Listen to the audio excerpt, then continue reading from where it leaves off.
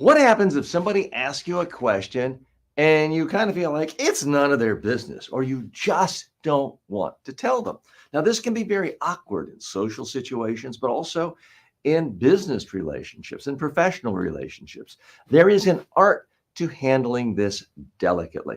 Let's say, for example, you've just met someone in a social situation and they say, "Oh, how old are you?" And you just don't want to tell them. You feel like it's none of their business. Well, if you just say none of your business, that can be a bit too abrupt. That can end the conversation and nip in the bud any possibility of a friendship or any other type of connection. So you don't want to be that harsh, but you also might not want to just blurt it out. You feel like that's personal information. There's no one perfect way of doing it. Sometimes, if you have a playful tone of voice, you could say something like, "Hey, at this stage of our relationship, don't note to editor, we're going to cut that part out. You could say, "Hey, at this stage of our relationship, don't you feel like we should retain some element of mystery?" And you got to do it with a smile on your face. You've got to do it sort of knowingly winking that you're being a little cheeky. This could work in any situation. Now, someone might not like it, they might insist. Keep in mind, we can't control other people. Someone might ask you a question and you just don't want to answer. It's none of their business. That's okay, but they've got to realize you have the right to not answer. So, in some cultures, it's considered perfectly normal to say, "How much money do you make? What's your net worth?" Someone might ask you that, and you think, "Wow, that's really rude. I don't want to tell them that. I can't believe they asked that." But you don't want to get into a confrontation. Sometimes you can say something along the lines of, "Well, just enough," or "just enough to have the lifestyle I want," with a smile on your face. And ideally, they will let it go. Someone may want to know about what your child's plans are for college, and you're not sure if your child even wants to go to college, and you don't want to get into it. That's okay. Again, we don't tell other people what questions they can ask. They don't get to tell us how to answer. Keep this in mind. The main thing is you don't want to get visibly angry, even if you do feel the question was inappropriate. You don't know what's in the mindset of someone else. You don't know what's considered common, what's considered polite in their culture. So it's best not to get upset. It's also fine to answer in an oblique way, something that is sort of open ended and you're not pinning yourself down. There's absolutely nothing wrong with that.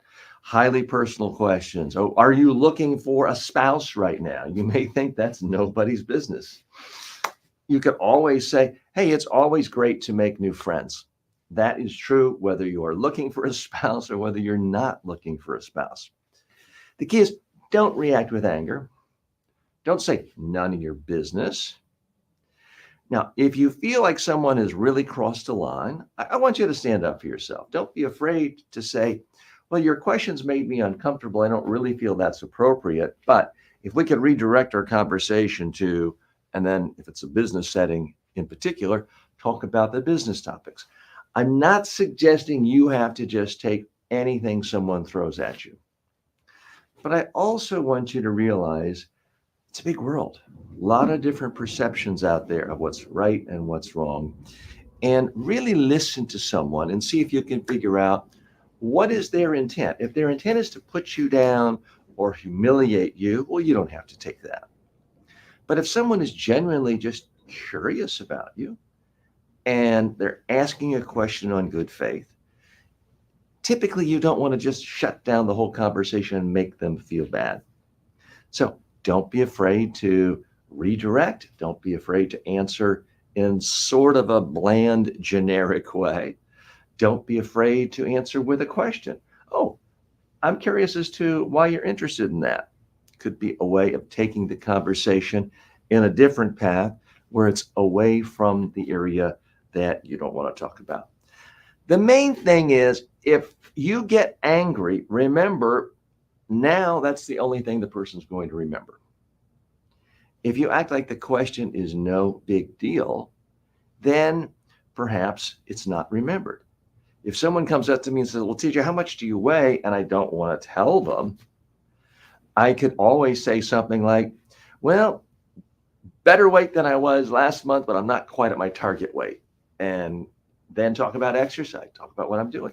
Now, you may think that's such an outrageous question. You want to put someone in their place. That's up to you. You've got to figure out where your boundaries are.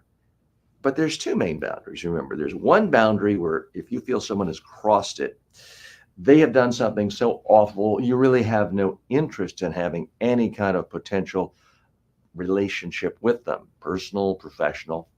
But there's other boundaries where you feel like, okay, I can understand why they wanted to talk about it, but I just don't really care to talk about it. And I'm going to try to redirect things so that we can still have an amicable conversation.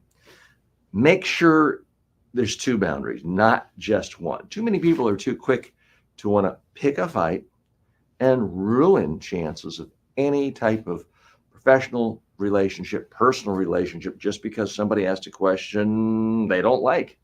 Again, I go into every conversation with someone, whether it's a reporter, whether it's a business colleague, whether it's someone I've met socially at a gathering, under the impression that, hey, you get to ask any question you want. I get to answer any question I want. And I get to answer questions the way I want. If you go into every conversation with sort of a friendly, upbeat manner where you're feeling good and you know that you're in control, no one can make you look bad. No one can ask you something and force you to say something you don't want to say. It takes off all the pressure. Remember, other people control their questions. You control your own mouth. You control your own answers. When you do that, it makes everything more relaxing. Hi, I'm TJ Walker. Thanks for joining me. We are just getting started here. We are live today and saying hello to my TikTok friends. Thanks so much for joining us on TikTok. Thanks so much to our friends on YouTube, Instagram, Facebook, LinkedIn, Twitter, all the other channels. We are happy you're here today. We've got a full week planned for you, a lot of great interviews scheduled this week here on the TJ Walker Show, the TJ Walker Success Channel.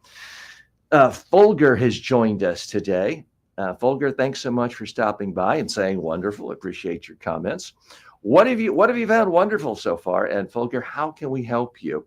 Invitation to all of you. Again, if you want to ask a question, you can always type them in the comments. But remember, you can also join me on screen right here. I can share the spotlight. This is a community here.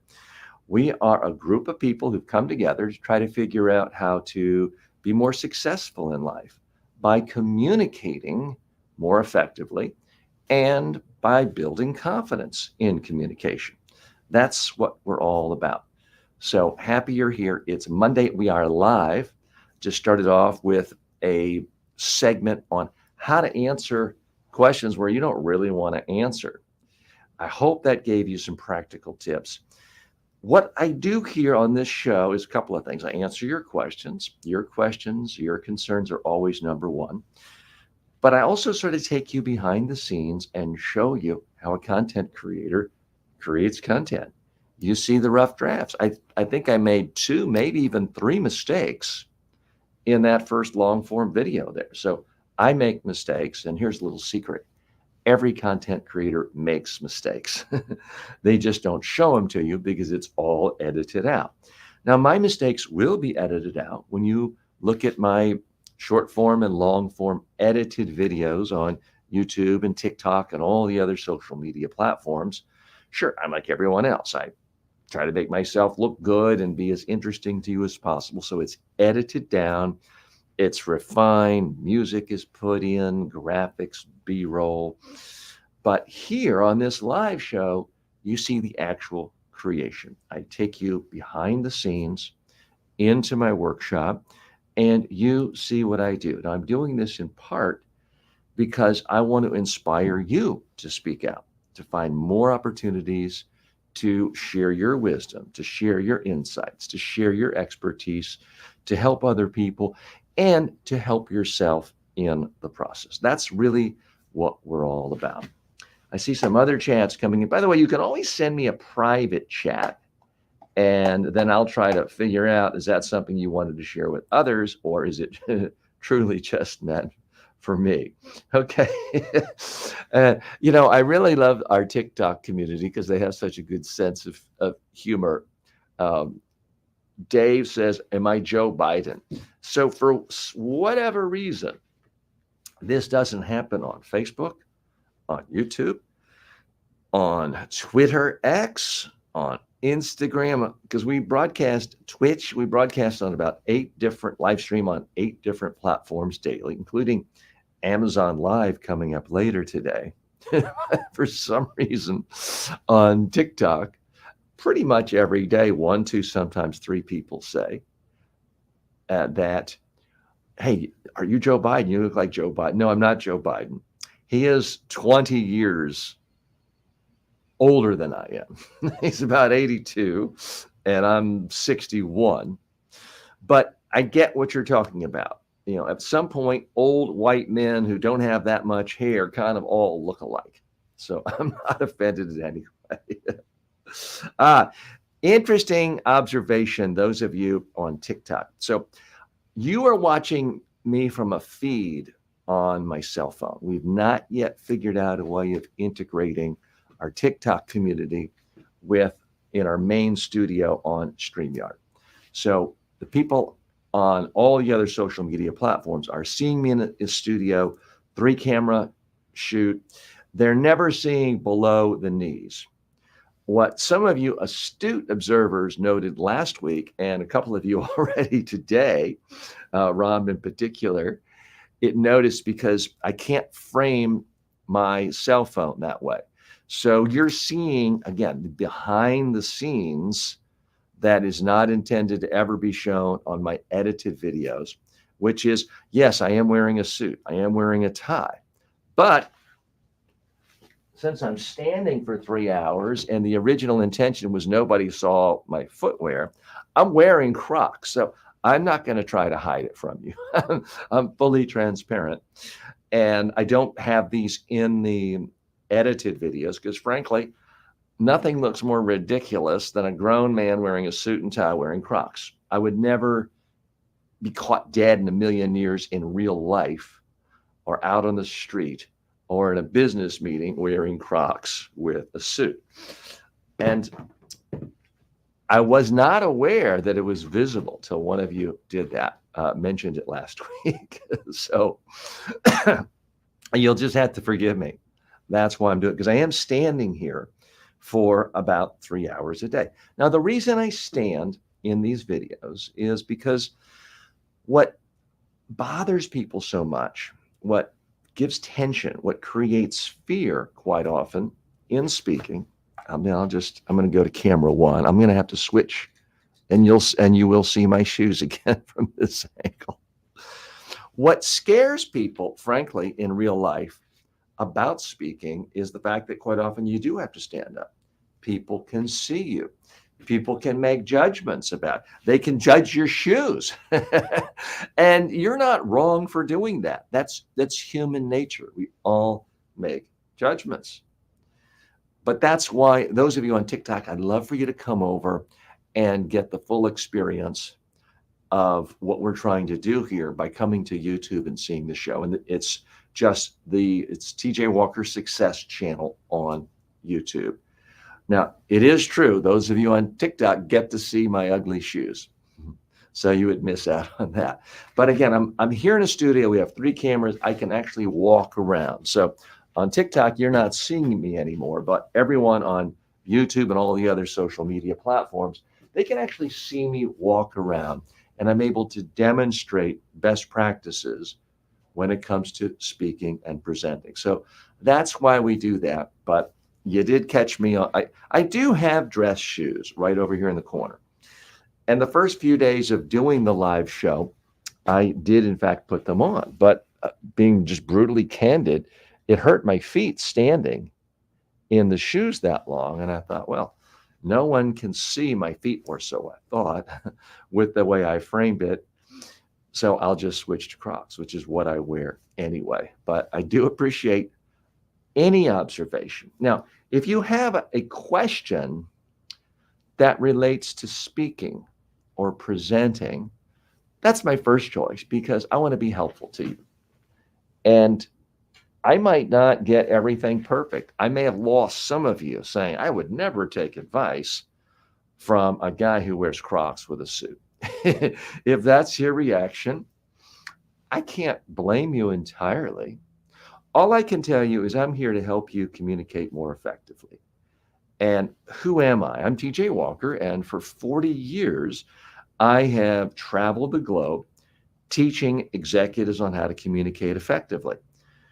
I've worked with everyone from presidents of countries, prime ministers, Nobel Peace Prize winners, Miss Universes, billionaires, professional athletes, owners of professional athletic teams, you name it. And I've worked with someone like that. Chances are I've worked with someone just like you. I have more than 2 million online students who've taken my courses on communication skills and personal development. And on this show, you can get all that for free. You can ask questions, doesn't cost you anything. You can come right here, share the screen with me with one click if you come to our channel on YouTube and you click the StreamYard link or on any social media platform other than TikTok. We just can't connect in that way. So that's really what we're all about.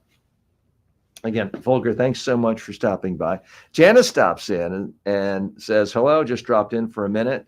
Thanks for the tips on how to deal with awkward questions. Number one, smile.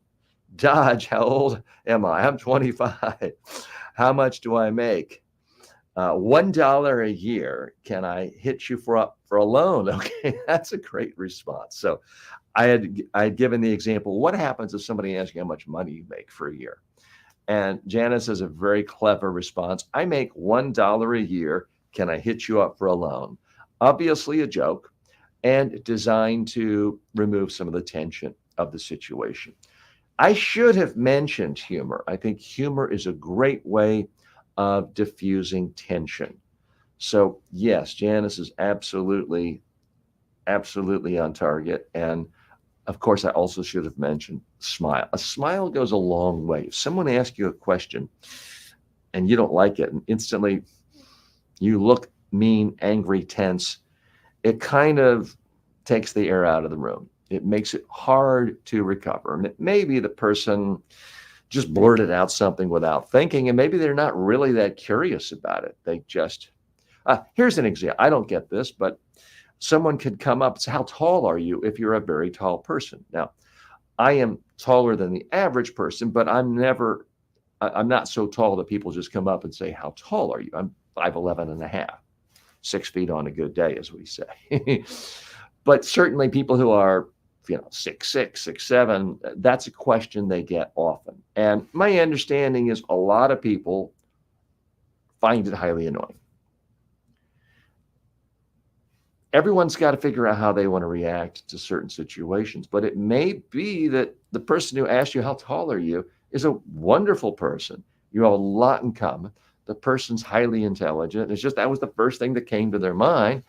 It may be a little annoying to you, but maybe you answer and maybe with a joke, and then you go on and talk about other things. Or maybe you joke and say, well, how much do you weigh? Or how old are you? So there's a lot of different ways of handling it. There's no one right or wrong way. What I want to do is equip you with the tools you need to help yourself the most. And just getting angry every time someone doesn't ask questions the way you want typically is not the way to help you become the maximum success you can be. And that's really our goal.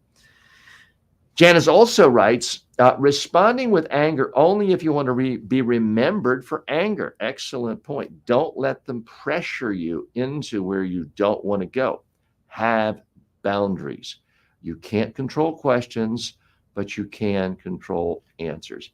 Absolutely, Janice, you are right on target. And by the way, Janice, would love to have you on camera. Janice, with Unconventional Advice That Works, is a communications consultant and trainer and speaker in her own right, very successful up in Canada and works with people around the world. So if if you're not too busy, please join me on camera. We'd love to have you.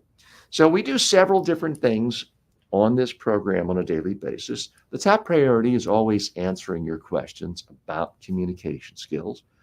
I also do the rough drafts of short form videos, long form videos right here that are later edited by my team and pushed out on social media. We typically push out and publish 3 videos a day in addition to these live segments. We also do interviews here. We're going to have a couple of exciting interviews coming up tomorrow. One with a co-founder of Delphi.ai, artificial intelligence company that helps people take all of their YouTube videos and podcasts and online courses, it ingests it, and then it turns it into a clone where it answers questions just as you would. It uses your voice to answer questions. And I believe coming soon, we'll actually have video of you answer. So it's extremely exciting. Mark your calendars. That's going to be for 11 a.m. Eastern time tomorrow. That's coming up. So that's one of the things we do on this show. We also teach people and give guidance on how to be an influencer. I don't just talk about being an Amazon influencer. I actually make videos here, show you what I'm doing, show you how to upload it and put it on pages in Amazon, and how to make some affiliate commission. We don't teach you how to get rich quick, but we do teach you some fundamentals of how to be an influencer. So that's a part of what we do. We also do live on Amazon, where we sell various products, typically books, right on Amazon while simulcasting it here with you. The other thing we try to do here is show you, again, our actual workflow, what we're doing every step of the way. So, for example, today, I'm going to make some audio recordings because we're trying to create a new intro for this show.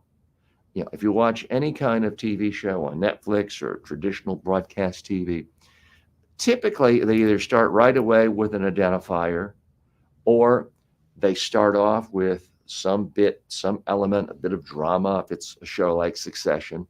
They finish one big conversation, and then it goes to the little opening montage, whether it's Friends or Young Sheldon. There's a bit of a theme music, something to let you know what the show's about. So we've been talking about that last week. I have put together a bunch of scripts today, and I need your help. I'm going to actually record voiceovers today, and I want you to weigh in on which ones you like, which ones you don't like. So here's what I did. I came up with a description of what I was looking for, and I used ChatGPT. So I typed in to ChatGPT saying, look, I want a script with voiceover, full script ideas for an opening for a show on communication skills. And I want to stress that this is about helping people learn communication skills, be more effective with communication skills, and be more confident. And that it involves speaking one-on-one, sitting down, small groups, medium groups, large groups, standing in front of a lot of people, standing in front of 5,000 people, maybe speaking to millions of people on television or on online videos. So that's the instruction I gave it. And I said that I want it in 15 to 19 seconds. Could it be a little shorter? Could it be a little longer? Maybe. But those were the parameters I gave it. And I asked for 3 scripts. I just briefly looked at it. I saw a word I didn't like, and I said, can you give me 3 more scripts? And don't use that word. So I have not looked at these scripts yet. So again, I want you to see my thought process, learn from it, ideally get inspired, make your own show, create your own intro. I love that you're here with me and listening and participating with me. but I want to empower millions of people around the globe to also speak out, to share their wisdom. There are more people creating content, sharing their ideas than ever before in the history of the world. But for every one person who does that, I think there's at least 99 or sometimes 999 who just stay silent, who think, well, I'm not really good enough, or I don't have a face for video, or I don't have a voice for audio, all these excuses. And yet the very same people give great advice to clients, colleagues, friends, associates they work with, family members. They have expertise. They're asked to share expertise on a regular basis, and they hold themselves back. And I think that's a shame. Oh, Archie writes, how big is that coffee mug? Part of it is because of the depth perception. If I'm holding it in front, it seems big. This is what I would say is by current standards in America, an average coffee cup. Now, if you go back 30, 40 years ago, this would be considered sort of an extra large. But my guess is it has, by measurement, 2 cups. But it's not, it just looks giant because of the depth perception. But again, if you put it here right next to me, you can see it's not a particularly large cup. But Archie, no question is out of bounds. If I really feel like something's out of bounds, then I'll tell you, ideally with a smile on my face. So, it does remind me famously, Bill Clinton, a former United States president, was asked on, I believe, MTV, do you wear boxers or briefs? He did answer, and a lot of people said that was wildly inappropriate. If you were to ask me, do I wear boxers or briefs? I would probably just laugh. And I would probably say, I can't imagine anything that could be less interesting or helpful to any of you than that. So I'll just take a pass. Now, is that a perfect answer? No. But it is one I'm comfortable with.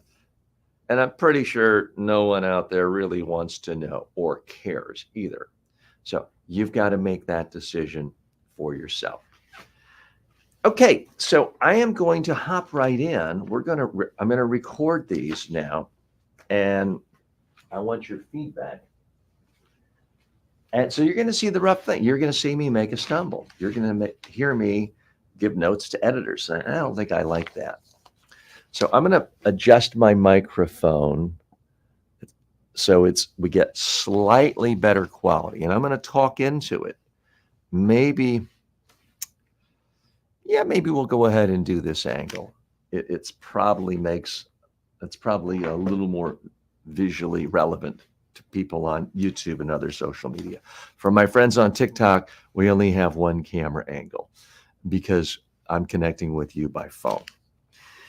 So here's what I'm going to do. And note to my producer, Ben, we're not using the video of me for this, but I'm going to go ahead and record on the master, the 4K, even though all of our audio is coming from the StreamYard feed. But Ben, if you could make a note that I'm going to start these at 28:44, so when we give this to the production team. Okay, so this is a script for the opening credit, the opening montage for the show. This is script 1, take 1. Welcome to the TJ Walker Success Channel, where we empower you to master the art of communication. Join us as we guide you through every facet of effective communication. From personal conversations to commanding stages, we've got you covered. Whether it's 3 people, 30 people, or 300, or even millions on national TV, we'll equip you to shine in every spotlight. Okay, so that was version 1 of script 1. Now, what ChatGPT gave me was they used the phrase intimate, that we help you, where's the exact phrase here? Oh, from intimate conversations. That sounds like I'm giving people love advice, and that's not in the purview of what we're doing here. So that's why I made a note in real time to edit that out. I'm going to do a second version of this in case we want to use it, and that way my editing team will have that. If you're just joining us today, I am TJ Walker. We're actually doing the scripts. You're going to see me in the creation process. These are scripts that are going to be used for audio and then married together with images, B-roll, graphics to be used for an opening montage when we start our show to sort of give people a sense of what we're about, make the thing seem a little more like a slick show and not just a live Zoom meeting. So that's what we're doing. So let me do version 2 of script 1. Welcome to the TJ Walker Success Channel, where we empower you to master the art of communication. Join us as we guide you through every facet of effective communication. From personal conversations to commanding stages, we've got you covered. Whether it's to 3 people or 300 or even millions on national TV, we'll equip you to shine in every spotlight. Okay, so that is script 1. Again, I would love any feedback. I would especially, let me literally stress this, I would especially appreciate it if you tell me anything you hate about these, because the last thing I want is to have sort of an opening segment that we play every day and half of you or even 10% of you hate it or something sounds awkward or irritating. So I do want something that gives people a sense of what this show is all about, but I also want something that isn't irritating and annoying. I want something that's going to make you feel good, upbeat. And we can do that in part with the graphics and upbeat music, but I do want the voiceover to get it right as well. So we're going to go to the next one. This is script 2. And again, I'm going to get closer to my main microphone. So I'm going to be uncharacteristically out of screen or not centered in the way I normally would be for our YouTube audience. Script 2, take 1. Welcome to the TJ Walker Success Channel, your daily guide to mastering the language of success. Here, we don't just teach communication skills, we empower you to own every conversation, every presentation, every interaction. Join us as we journey from personal dialogues to commanding stages, helping you speak with clarity, conviction, and charisma. Transform your life one word at a time. Tune into the TJ Walker Success Channel and unlock your true potential. I don't really know how I feel about that one. There's some of that. And again, for those of you just tuning in, I'm seeing these words for the first time. These words come courtesy of artificial intelligence, ChatGPT. Now, I'm basing this on instruction. I gave it a prompt telling them what I wanted conceptually. I'm not just saying, tell me what to say for a show. That's not what I'm doing. I've given it very explicit instructions. And then for the second one, Drake has just written cookie dough or dill dough. Thanks so much for stopping by. So let me do another version of this script too, and we see what we have. Okay. Welcome to the TJ Walker Success Channel, your daily guide to mastering the language of success. Here, we don't just teach communication skills, we empower you to own every conversation, every presentation, every interaction. Join us as we journey from intimate dialogues to commanding stages. Now, that's the part I didn't like. I'm going to edit out the word intimate. Join us as we journey from personal dialogues to commanding stages, helping you speak with clarity, conviction, and charisma. Transform your life one word at a time. Tune into the TJ Walker Success Channel and unlock your true potential. Okay, so that was version 2 Oh, you know what? I think I actually, I know what happened. My printer printed out an extra page, and I actually missed the final line for script one. So let me go back, note to editor. The two versions of script one I did were not complete. So here is the final line for script one. And we could cobble together elements of all these scripts. We're not locked into anything. I mean, that's the beauty of when you're doing your own creations. You're not just hired talent for some producer or some script writer or movie director. You get to do what you want. And that's what we're about here. So here I am going to redo parts of script one, the final line. Get ready to amplify your voice, boost your confidence, and unleash your potential. Tune in and transform your communication skills today. Let me do a couple of versions of that. Get ready to amplify. I didn't like the way I did that. Get ready to amplify your voice, boost your confidence, and unleash your potential. Tune in and transform your communication skills today. I think that was a little better. There was a 3-part list, and typically the most effective way to deliver a 3-part list is up, up, down on the third. It shows finality. So that's what I'm doing.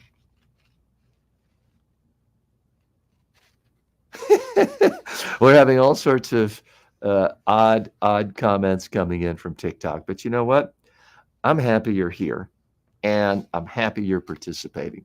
So thanks so much for stopping by, Peppa and others. Again, if you have questions about communication, I'm here for you. That's my area of expertise. Communication skills and personal development skills is what I teach to 2 million students just on Udemy platform. And if you add up everything, every student I have on every platform, every subscriber, every follower, I've got about 3 million students, subscribers, and followers across the internet from learning platforms and social media platforms. So that's why I'm here and trying to help people out and give them advice. Okay, so we have now finished script one. We finished script two. Again, I would love feedback. Janice, Archie, Volger, I want to know what you think of these scripts. If you're just joining me, these are scripts we're trying to do for an opening sort of montage identifier for the show that will be edited together with B-roll graphics and music that would typically play not the first second of the show, but within the first 5 minutes to sort of give the whole thing a little bit of polish and let people know where they are. So this is the first version of script 3. And again, I'd point out, I've never seen this. This is my first draft seeing it. So there'll be some stumbles. I may do an edit. I'm going to get a little closer to my main shotgun mic. Welcome to the TJ Walker Success Channel, your passport to communication mastery.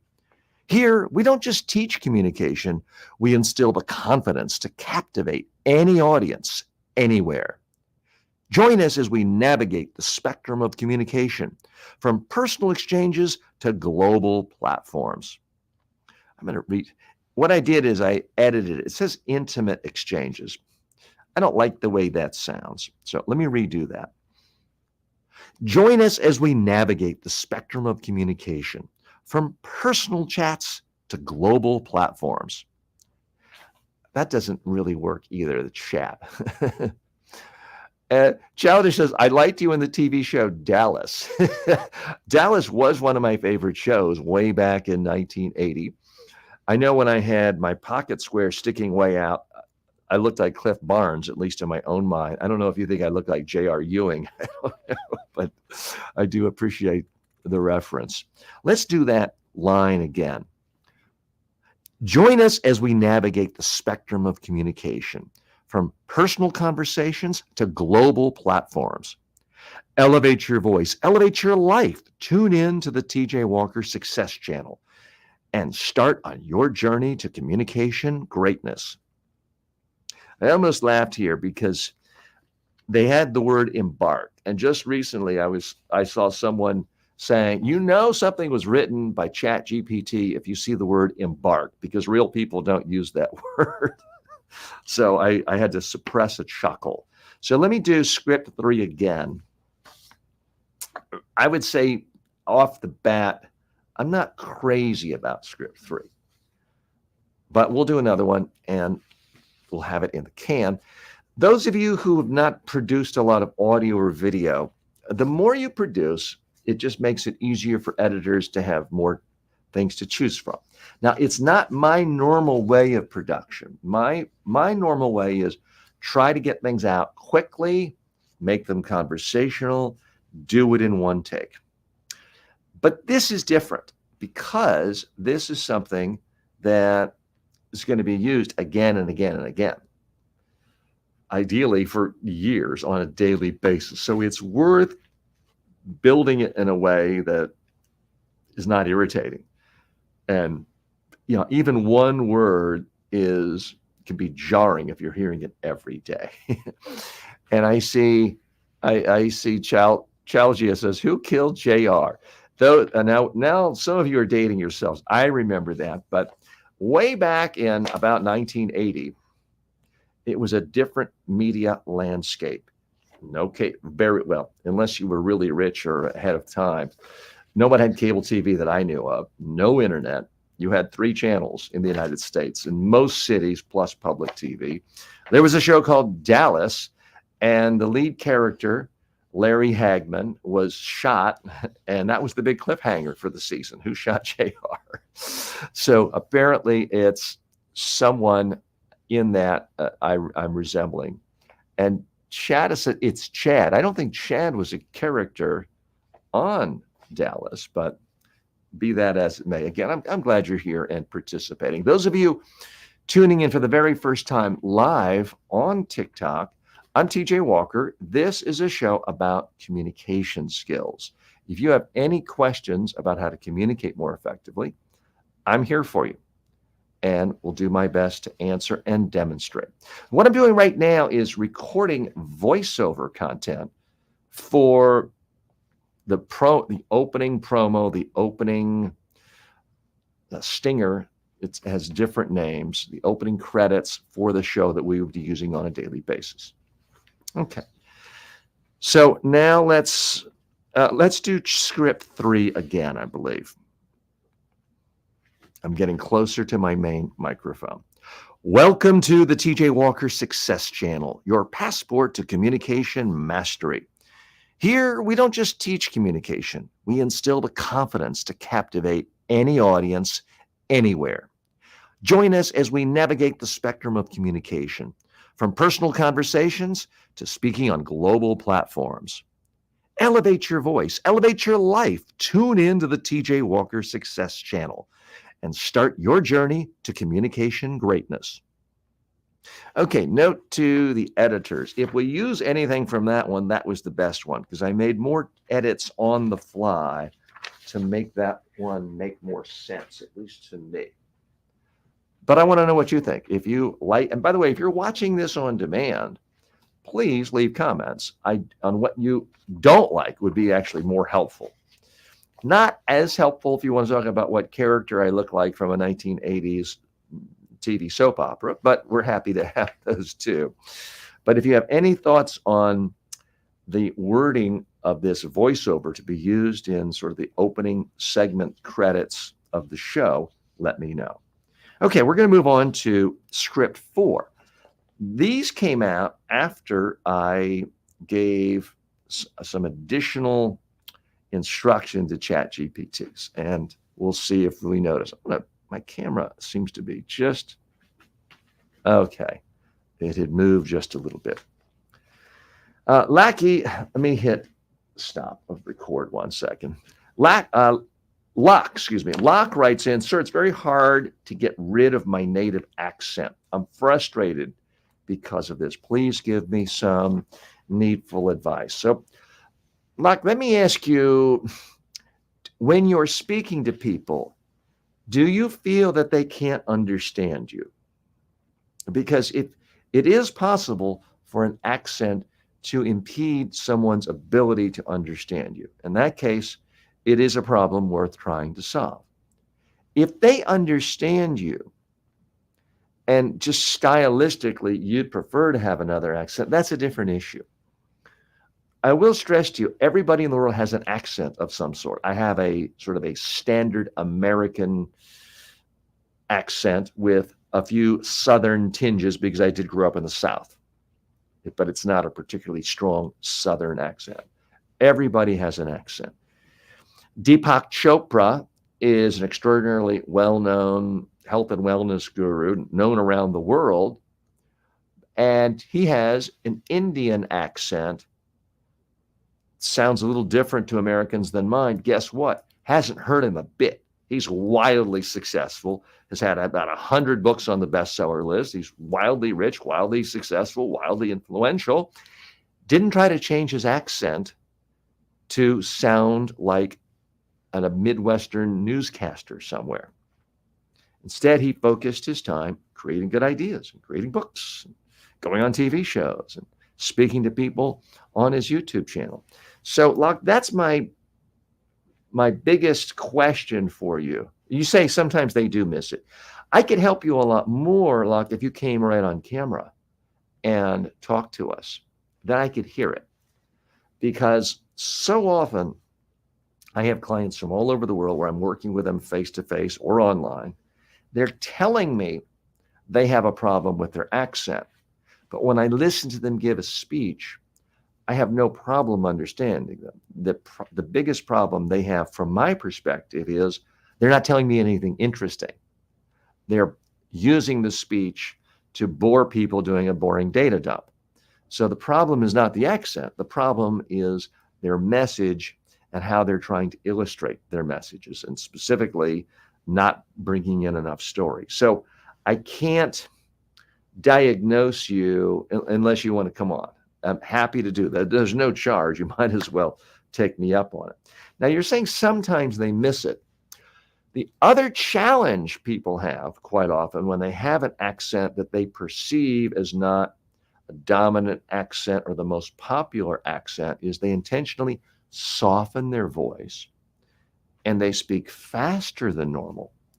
So when you combine those three things, a slightly different accent, slightly lower volume, slightly higher speed, now you've gotten to the point where people can't understand you. And yet the individual still thinks, oh, it's because of my accent. No, it's not because of the accent. It's now because you've combined that one thing that isn't a problem by itself with the speed problem and the volume problem. And now people can't understand you. And with many of my clients, I find if I just help them slow down, get back to normal conversational speed, and boost their volume, it solves all the problems and people have no problem understanding them. That's what I have found. And Locke says, sir, I've joined through YouTube, so I'm not sure if I can turn on video. So, you also mentioned specific sounds, SH and PH. So I will try to post it again. If you go to the top of the comments, I have a StreamYard link. And I've just posted it again. I realize that's too hard to sort of write down. But if you go to the comments section, and my friends on TikTok, if you want to join us, come on over to YouTube. I just posted the link. With one click, you can come right on screen and ask questions about communication skills, give a pitch yourself, make fun of me if you want to, talk about what sitcom character I remind you of if you want to. So I've just posted that link again. If you want to click on that, and then we can take a look. So Locke, you know what you just said was so important. And I feel like I described it in a way that's a little different from how I normally do. So I want to do a longer form video reiterating some of the points I just mentioned to you. Okay, so I'm going to hit record. I'm going to go to camera 1. Whoops, I just tripped over my mat, and our TikTok friends can see that. These are mats I stand on, it absorbs the pressure and your feet don't hurt as much and you don't get as tired. It's what you see in kitchens and restaurants for people who have to stand a lot. So I'm going to take this, hide that comment. Okay.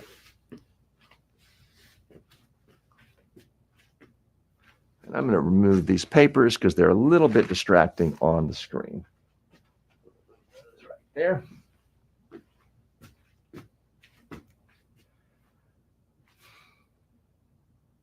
So you think you have a problem with a foreign accent. It makes it harder for people to understand you, right? That's your perception. Well, maybe not. Here's the problem with so many of my clients around the world who come to me and say, TJ, I've got a problem with my foreign accent. My English is not coming across as clearly as I want, and I know it's because of my accent. Maybe not. First of all, it's important to realize everybody in the world has an accent. I have an accent. You have an accent. There's no such thing as a perfect accent. Now, it is true that some people have an accent that is so strong that the majority of people in their audience, whether it's one person at work or 20 people in a conference room, can't understand them because their first language is different from the speaker. So it is possible. But here's the far more common scenario I see. Someone has an accent. They're perfectly understandable when they're just talking and they're relaxed and comfortable in speaking with their normal energy, their normal speed, their normal volume. But now they have to stand up to give a business presentation or a pitch, or it's a high stress situation like a job interview. And they're already feeling a little insecure about their foreign accent. So what happens? They try to protect themselves by tightening up and they lower their volume. So they're speaking at a softer tone than usual. And they're uncomfortable and nervous. They figure the sooner I finish this, the sooner I can get out of here. The sooner I finish this, the harder it will be for someone to pick me apart and point out mistakes. And so what do? They speak faster than normal. So now you have three things that could all have an impact on the audience. You have a foreign accent combined with lowering the volume to make it harder for people to hear you, combined with speeding up, which flattens out what you say, makes you more monotone, and makes it harder to understand. So now when you combine those three elements, yes, it is harder for your audience to understand you. But don't just make the assumption, well, and it's all because of my accent. No, it's not because of your accent. It's because you married it with speaking faster than usual and speaking in a lower volume than usual. So if you simply go back to your normal speech patterns, the way you are when you're talking with one or two of your best friends at a restaurant about something you care about, chances are you will be perfectly understandable. I have what many people would consider a standard American accent. Occasionally, you'll hear a hint of a Southern lilt to it because I did grow up in the South. Deepak Chopra was born in India. He has an Indian accent. Now, my accent is closer to what the average American is used to hearing on TV, on YouTube, on other places from their local news broadcaster. My voice is more what they're used to than Deepak Chopra's voice. And yet Deepak Chopra is 1,000 times more successful than I am. He's got 100 books, most of them bestsellers, millions of fans, vast wealth. His accent has not hurt him at all. So don't worry about your accent until you first isolate whether that's the problem or if it's just that you are telling yourself, I'm no good at this, and that lack of confidence is bringing down your volume and reducing your natural speed by making you race. That's the problem. So focus on that. The other big thing you've really got to address is what's the real problem here? I've had countless clients around the globe tell me, TJ, I think my foreign accent is a problem. Maybe I should go to accent reduction school and spend 2 hours a day for the next 10 years. Well, you could. That's a lot of work. Then I have them stand up and speak. We video record it, play it back. And here's what I noticed. I could understand them perfectly. And yet it still wasn't a good speech. What was the problem? It wasn't the accent. It's that they weren't interesting. The biggest problem most speakers have is not an accent problem. It's why should anyone in the audience pay attention problem. Focus on making sure you have genuinely interesting ideas every time you speak to people. Focus on having interesting examples, compelling stories. If you do that, people are not going to care about your accent. If you don't do that, if you're just delivering facts, just delivering information, you can sound like the most successful newscaster in the world who has the dominant accent of your area. No one's going to remember what you say. So really think about this carefully before you just conclude, oh, I've got a problem with my accent. Okay, so what I just did there, Locke, I hope you don't mind, is I took your question, and it's a great question. It's one I've dealt with before, but it occurred to me that in the process of answering you, I said things a little bit differently than I think I've said in the past. And I said it in a way where I thought, I think other people than Locke could benefit from this. So that's when I decided, okay, I'm going to hit my master control, record this, and then alert my editing team to see if they can put this together and make it meaningful and useful to someone. So you've helped me, Locke. If you have a way, if you want to join us, and you might not want to, you might be on a bus or in a workplace or a library and it's not convenient.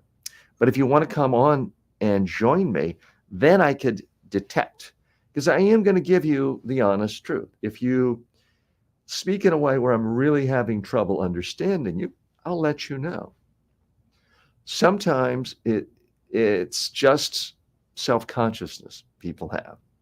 And you mentioned you have a problem with the SH sound and the PH. It may be a problem.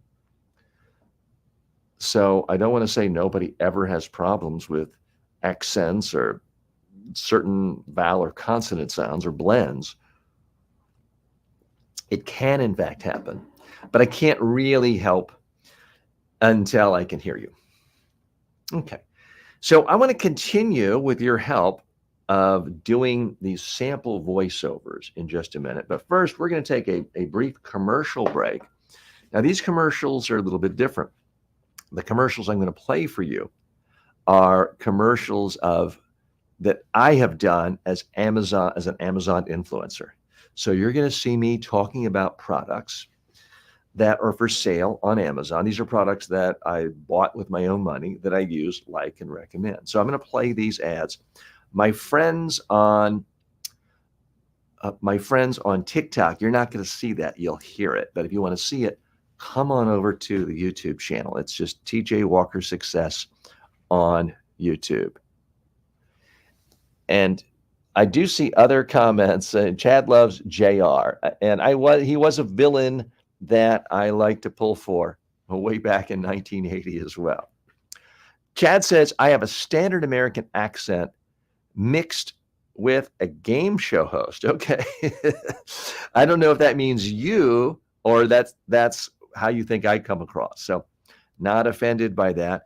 Who is your favorite game show host? Drew Carey is, I don't really watch game shows, although I did as a kid. But Drew Carey was one of the most wildly successful comedians in America, got his own primetime comedy show, The Drew Carey Show. It went the full 7 years in syndication. He must have made hundreds of millions of dollars. And then he took over The Price is Right. So he is a full-time game show host now for, I think, 10 years. So I love that comparison. And I think I even have hair as good as Drew Carey. So I appreciate you mentioning that. So I'm going to play these ads for a minute, and I will be back live. I will take questions from TikTok and from YouTube, Facebook, LinkedIn, and every other platform. Be back in just a few minutes. I use it every day. I carry it with me to the pickleball court every day. This Logitech wireless mouse is flexible. It's very light, as you can see, and it stores a mountain of information. These straps are why I can play pickleball in the hot Florida sun and not worry about my glasses falling off. Hi, I'm TJ with the TJ Walker Success Channel, and I love exercise and I love being active, but it's tough if you wear glasses and you're in the hot Florida sun. That's why I always use these straps, because it just fits right on each side of your glass. It slips on. Then I can tighten this so that it's right up against the back of my head. So if I'm shaking things, I'm on the pickleball court, I'm running around, my glasses are not bouncing around. I don't have to worry about them falling off, because this has happened to me before. I've been playing pickleball, ball comes at me, I jerk out of the way, my glasses have fallen down and been badly scratched. I don't have to worry about that anymore. I don't have to worry about running and almost diving and the glasses just flying off. With these straps, I feel secure that my glasses are right where I want them to be, and I can focus on what I'm really after, which is the exercise, the sport, and having a good time. This 3M Transport tape really does the job. I can put it on my skin, even sensitive areas around here. Okay, we're back and we are live. I'm taking your questions. It is Monday, and we have a nice open territory today, which is some of my favorite types of shows to do. We do have a lot of great guests lined up for this week. Everyone from other communications experts, authors, and coming tomorrow, the co-founder of Delphi.ai. This is a company that is cutting edge in artificial intelligence, creating video clones, speaking video clones of personal development experts like Brendon Burchard. And I'm going to be interviewing that co-founder tomorrow and learning all about the world of creating video and audio avatars. Locke has joined us, and Locke, thanks so much for hitting the StreamYard link. For those of you coming in after the break, Locke was pointing out that he feels like his accent is sometimes holding him back from really being as effective as possible when communicating. Locke, if you can hit the button, you don't even have to come on with camera if you don't want to, but I would need you to hit the button for your microphone is on. And yeah, hi TJ. Hi, how are you? Yeah, I'm good. Thank you. Thank you for letting me in. Thank you so much. Oh, you're welcome. So tell me, and would you like to put your camera on? You don't have to, but it does make it easier to understand people when you can see the facial expressions. Okay. There you I hope it is okay for you. Yes. Okay. So tell us what you do professionally and where you are in your life and how that relates to how you communicate. Okay. So as of now, I'm working as a sales consultant. So I do require to interact with the people in my office and also the customers. So I need to be very good at communication, and I'm doing practice since the last couple of years. But it is still very hard for me to get rid of my native accent, which is very hard for me. I don't know why, and especially this sh and ed sound, and some of like the word which starts with the p. So I do make mistakes, and even I have watched so many YouTube videos. I know that what are the mistakes I'm committing, and I try to rectify it, but still, it's not in my habit. So, and from last couple of days, I have been watching your videos on communication, how you can speak so confidently, how you can be a good speaker.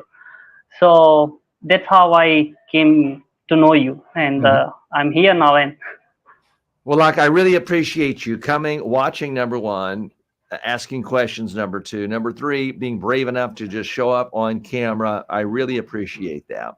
So what I'm about to Thank say, you. I'm saying it from love.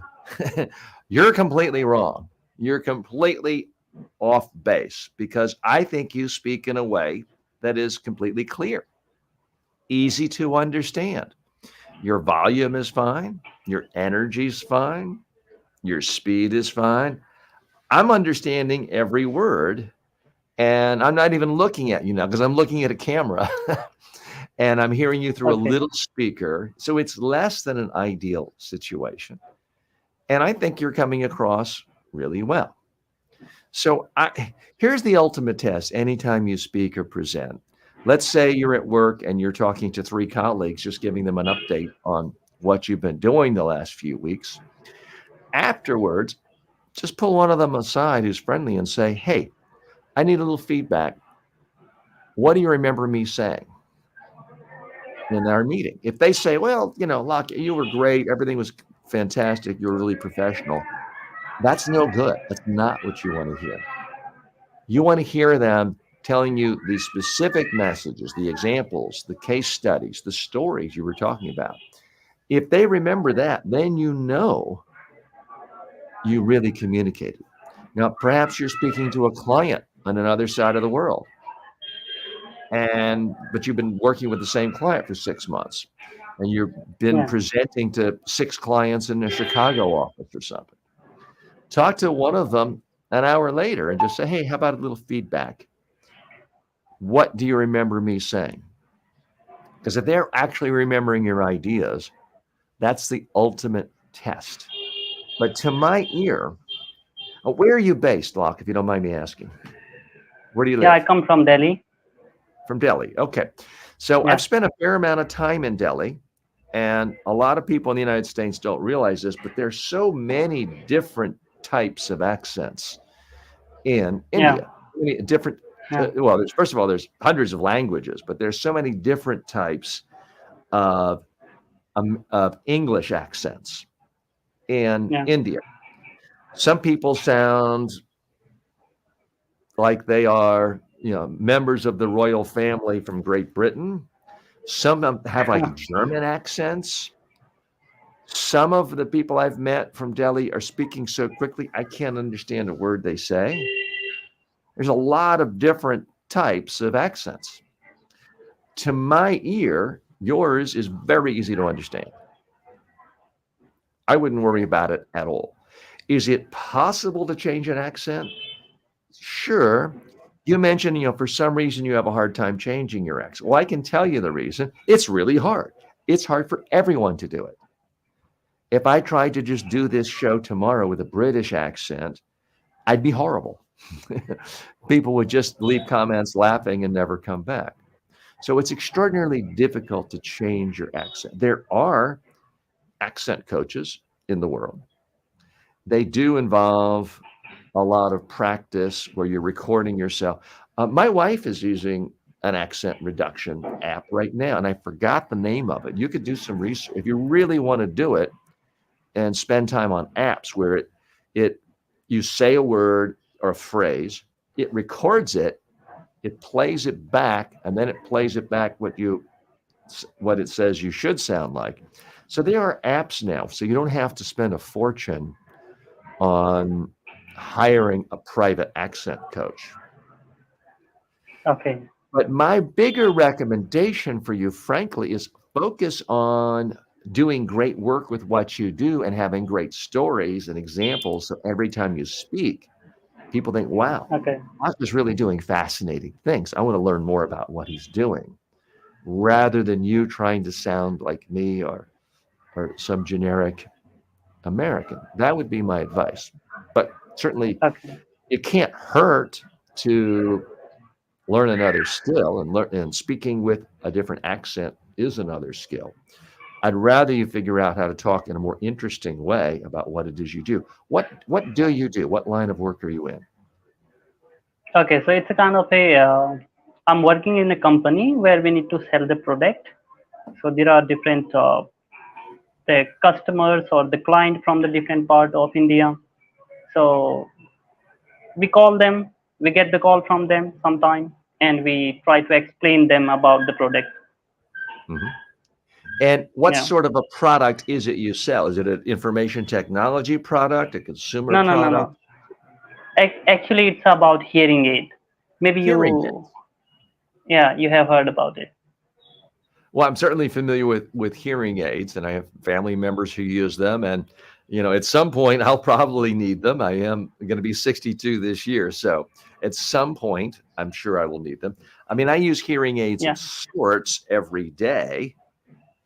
Typically when I'm interviewing someone, I Oh, will I will use an earpiece to create less distortion. okay, But understood. so, Yeah, and and is your audience primarily based in India that you're speaking to? yeah, yeah, that's Okay. right. And are you telling me people in India are not understanding your accent? No, sometime what happened that the word which is start with sh, just example C or sayer. So sometime I just this You mean like she I make shirt? it. Like this is a shirt. Is Yeah, that what you're saying? yeah, How that's do you right. So I will pronounce found it. how do you pronounce shirt? Yeah, yeah, I will pronounce it like salt. So I'm trying to make it correct now. Okay, so you're talking about consonant blends, and that is Yeah, difficult. Linguists would say every baby makes every kind of consonant blend sound. So we're all sort of genetically born knowing how to speak every kind of blend, and then we lose the ability. I, for example, cannot roll my R's. Anyone who speaks Spanish fluently and grew up speaking Spanish fluently can make the sound of rolling their R's. I can't do it. I okay. didn't try to learn Spanish. I say I can't. Perhaps with enough instruction, I could. The again, that sounds awful. So if there are Okay. a few particular words like that, then I would Yeah. suggest you try an app that helps with pronunciation and can help you with that. Okay. Because it Okay. wouldn't And hurt to be able to say shirt. yeah, definitely. I will try that. And as I got the opportunity, so I would like to ask you one more question Sure. because I watched your one of the video and you were like how you can become a better public speaker, where you mentioned every day you need to record your video. You start recording your video, and whatever you are doing, just try to record it and then watch it. Mhm. So is it the kind of a we can do it in every day to day, or as you mentioned just few The, minutes back, the like more you do it, the better you'll get. People who okay, play cricket once a year usually aren't as good as people who play twice a week, right? yeah, yeah. It's No, like any as you other. mentioned that sometimes like you can ask feedback from your friends or maybe your colleague. Yes. So And I don't know your role in your company, but if you're helping sell hearing aids, maybe you put out a mhm, video a day just giving other sales reps or people in stores tips on how to sell it and say, look, you may have customer come in saying the hearing aids are no good, they want a refund. And what we have found is the most common problem is people never learned how to adjust it to their needs. So before you take it back, really do a quick test with them to make sure they have the adjustment. That's just an example. I know nothing about your business, but I'm okay, just got it. saying there may be times where if you're communicating with people in your supply chain or vendors or customers or distributors, and you're already talking to them by phone regularly or a quarterly meeting, it may be there's little bits of communication you could do on, if Yeah, not daily, at least weekly, where you make a little video and send it to 5 colleagues in different cities. They may find it beneficial. got it. And it will Okay, benefit you because you'll be speaking more. You make a little video, you'll watch it, and it builds your comfort and it just creates a positive feedback loop. But realize no one's 100%. I appreciate you joining me today and giving good feedback. But one of our friends on TikTok thinks that I look like a game show host. And I think what they mean is it's something. Why is a guy wearing a suit? It looks a little Oni, maybe, like a game show host. And so there's always a danger with how you speak or what you wear that it doesn't resonate with anyone.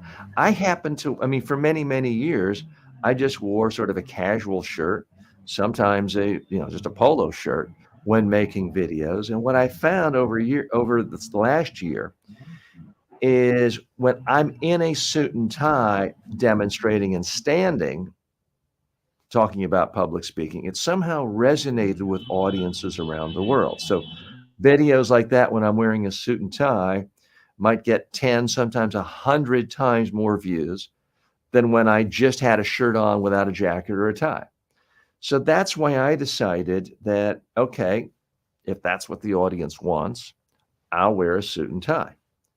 But every so often, someone will say, oh, you look like a game show host. Or someone last week said, why are you wearing a suit and tie? Are you going to a funeral?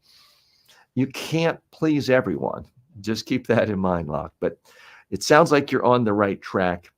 And by all means, if you want to try to learn how to pronounce certain consonant blends where you feel like you're just not communicating, that's a good specific goal that is worthwhile. And there are a number of apps that can help you with that.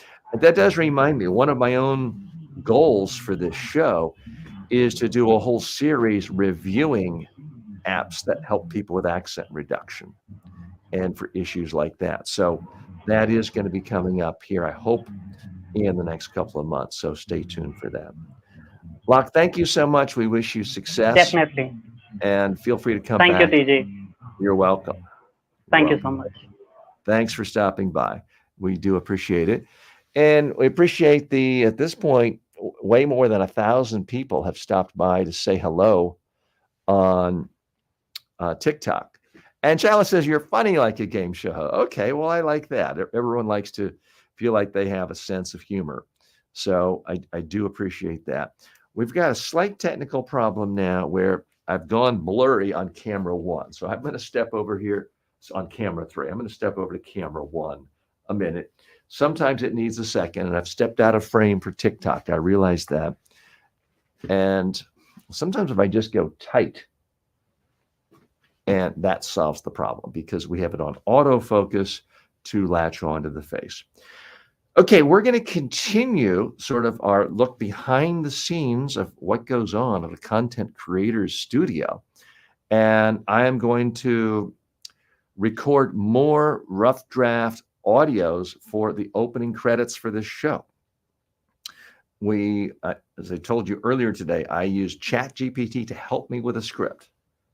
Now, I didn't just say, write me a script for a show. I gave it all sorts of instructions of what I was trying to accomplish, my message points. I let it come up with a draft. I've now edited those and gotten rid of words I don't like intimate.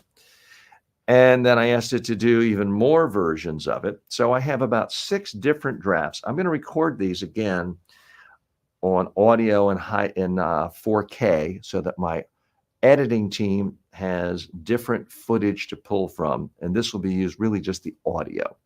So I'm going to record this again. And I'm going to make it. This is a note to Ben, my producer. We're going to be doing more audio now from today's show to be used for our opening montage, the opening credits for the show. Okay, so this will be script 4. Now it does give me suggestions for the graphics. This says opening shot of a bustling city street, followed by quick cuts of people engaged in various forms of communication. That part I'm not going to say, but I will send that along to the editors. And I'm going to get closer again to my main shotgun mic. So that's why it looks weird to you on YouTube and other social media platforms looking at us from StreamYard. Welcome to the TJ Walker Success Channel, your daily destination for communication excellence. Here, we're not just about the big stage. We'll also equip you for those crucial one-on-one interactions, helping you connect deeply and authentically. Join us as we explore every facet of communication, from private conversations to public platforms. Unlock the power of your voice, one conversation at a time. Tune into the TJ Walker Success Channel and transform the way you communicate. Okay, so it occurs to me now, that's the take one of the fourth script. And it occurs to me now that I did leave out one instruction for ChatGPT, which is that the show is ultimately about how to make you more successful, hence the name TJ Walker Success Channel. We want to make you more successful by communicating more effectively and by communicating more confidently. So it occurs to me I need to give it that additional parameter to really get what I want. But there's still some good stuff here. Let me do this one again. This will be version 2 or take 2 of script 4.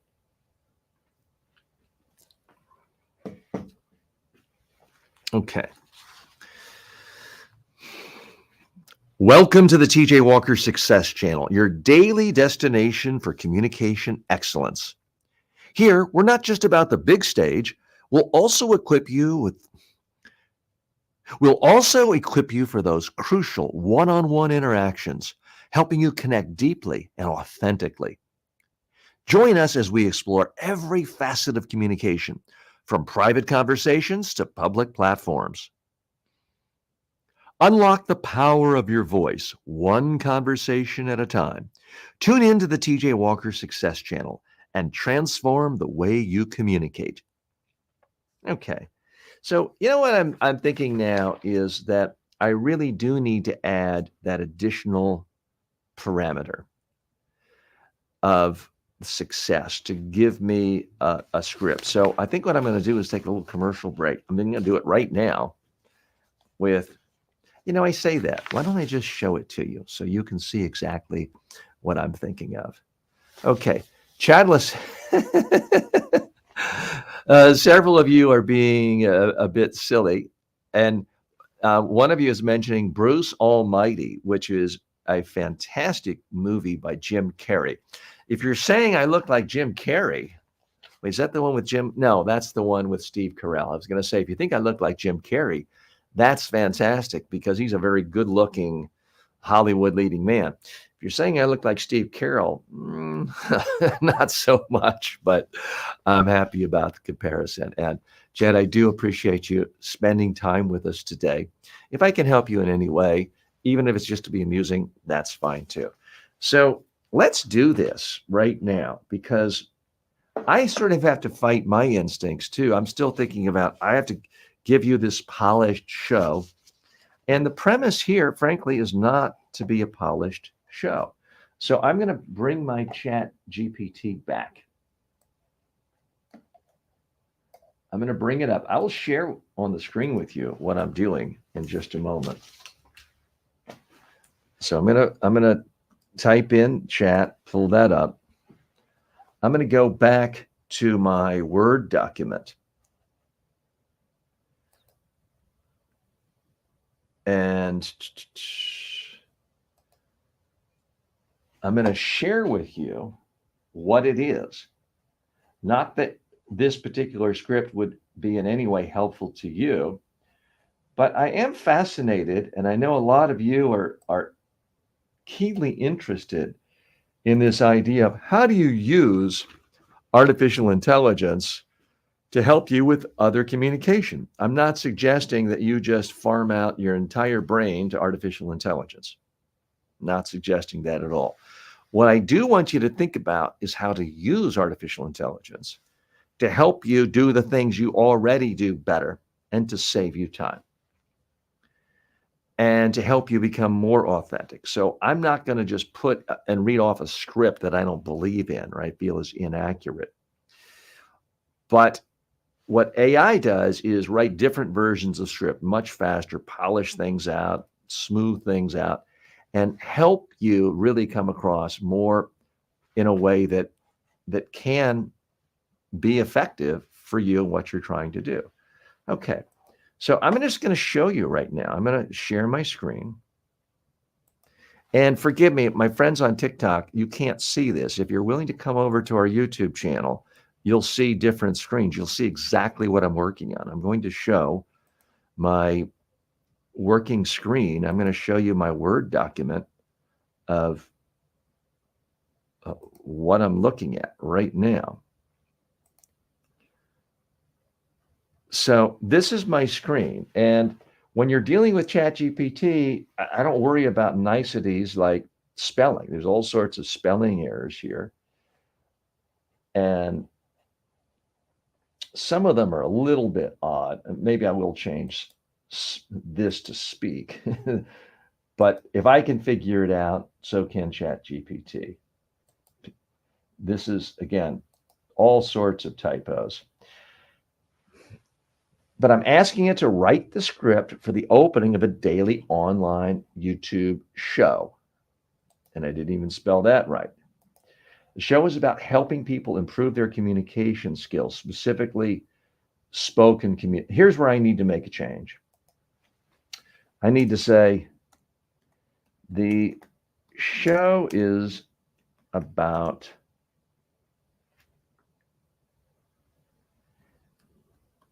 helping people become more successful in all aspects of life. We help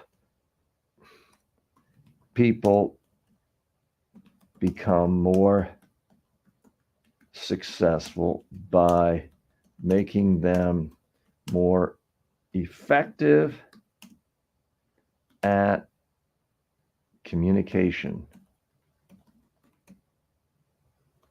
and more confident in their communication abilities. Okay. It occurs to me that I should have had that in originally. I'm also going to give it additional instructions. Please mention that the show helps them with personal conversations. I'll say personal one-on-one conversations. And then I'll say, but don't use the word intimate. I think that sends a different message to people. Okay. All right. So this is the prompt. What I'm now going to do is copy this. And I appreciate those of you joining me today for this, because this is not Mr. Beast TV. I did watch the most recent Mr. Beast where everything was done live for 10 minutes. This is not Mr. Beast style drama and intense excitement. This is about real work. Well, not to say Mr. Beast doesn't work hard. He's a hard worker. This is about the actual production of communication videos, what an online creator does, showing you the behind the scenes stuff. And I hope enabling you and empowering you to speak out more, to be more successful in all of your communications and to use the tools. So I'm showing you, how I think creators are using tools like ChatGPT these days. So here I'm signed into ChatGPT. I'm going to type this in right now, hit enter. And if you haven't used ChatGPT, give it a try. It really is a fabulous thing. It doesn't mean it gets it perfect. It doesn't mean you should just blindly say whatever it says. Now, these are much shorter, and I didn't change anything. I'm going to write in, make these longer.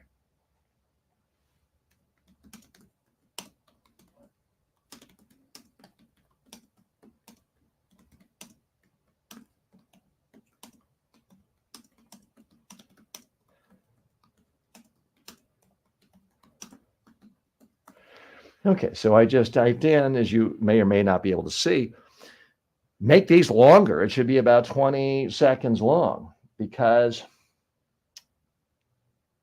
I don't know why there's so much. It appears to be much shorter to me. Anyway, so I'm going to copy these. We'll now go ahead and record these as well. So I copy it. I'm just going to go to another Word document. And I like to make it easier on my, oh, I'm on a different screen here. Excuse me 1 second. I just have to pull it up. What I like to do when I'm doing voiceover is make the font really large. It's just easier to see when you're doing voiceover work, as I'm doing for you.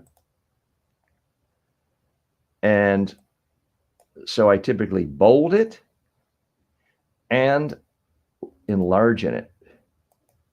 So hit bold.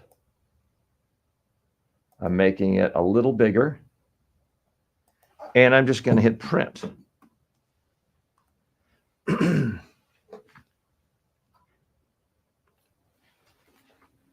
And for some reason, again, it is one of the interesting things about ChatGPT is it can give you different things, very different, even though you give some of the same instructions.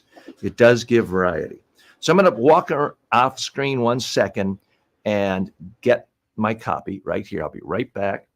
Just have to walk around the corner, but I've not abandoned you. No one's come to take me away. And then we're going to do versions of these voiceovers, right? Oh, you know what? I've recorded all of that. I meant to hit stop in the high def. Okay, so we're going to record these now. I will take that off. Again, I've not read these yet, so this is just going to be an experiment. The beauty of it, of course, is if we hate it, we don't have to actually use it in real life. We don't have to produce it, or certainly we don't have to air it every single day. So let's see what it came up with, if these are any better. So now I am going to hit record. I'm going to get a little closer to my shotgun mic and try to speak right into it, which is why I'm off center here. Welcome to the TJ Walker Success Channel, your daily dose of communication mastery. Here, we're dedicated to unlocking your full potential through effective communication in every scenario. From mastering personal one-on-one conversations to commanding a room of hundreds and even captivating millions on major networks. It's saying major networks like CNN or BBC, but I don't want to be that specific. So I will just stop that on, oh, you know what? I'll do it. I'll just say major TV networks. So let me redo that sentence. From mastering personal one-on-one conversations to commanding a room of hundreds and even captivating millions on major TV networks.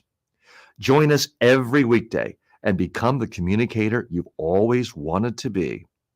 Okay, so I do think that was an improvement because it really is hitting that we're trying to help you become successful, because that's the ultimate result, not just being a better communicator. Almagate stops by and says, good job, TJ, as always. Well, thanks. What was good? Which job are you talking about? So if you don't mind, give me a little clarity. Also, if you have any questions that relate to communication today, let me know. So let me do version 2 of this script. And again, I'm going to get closer to my shotgun microphone. Welcome to the TJ Walker Success Channel, your daily dose of communication mastery. Here, we're dedicated to unlocking your full potential through effective communication in every scenario. From mastering personal one-on-one conversations to commanding a room of hundreds and even captivating millions on major TV networks. Join us every weekday and become the communicator you've always wanted to be. Okay, that's script 1. These do still seem to be truncated and shorter than the earlier ones, but we'll continue. Overall, I thought that was an improvement. Script 2. Draft 1. Get ready to supercharge your communication skills with the TJ Walker Success Channel. Here, we're your partners in... Let me do that over. Here, we're your partners in success, dedicated to helping you become a communication powerhouse. Whether it's acing a one-on-one chat over coffee or addressing millions on TV, we will provide you with the tools and techniques to shine in every situation. Don't miss out on your chance to become a master communicator. Tune in and transform your communication game. Okay, I feel like it shortened it a little too much. I kind of feel like I want to go back to the original scripts and just add in an element of this personal success. But anyway, let's go to script 3.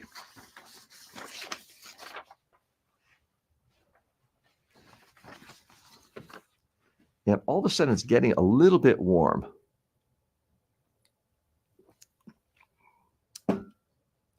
One of the things, so I'm doing things a little differently here. Now, normally I'm here talking to you, and I'm about 20 inches away from my shotgun mic. It's just out of range, regardless of what angle. So again, it's just out of, my mic is right here. You don't see it. And if I'm on camera 1, my mic is just here. It's just out of camera range. And having one powerful mic sort of serves the needs for the whole studio.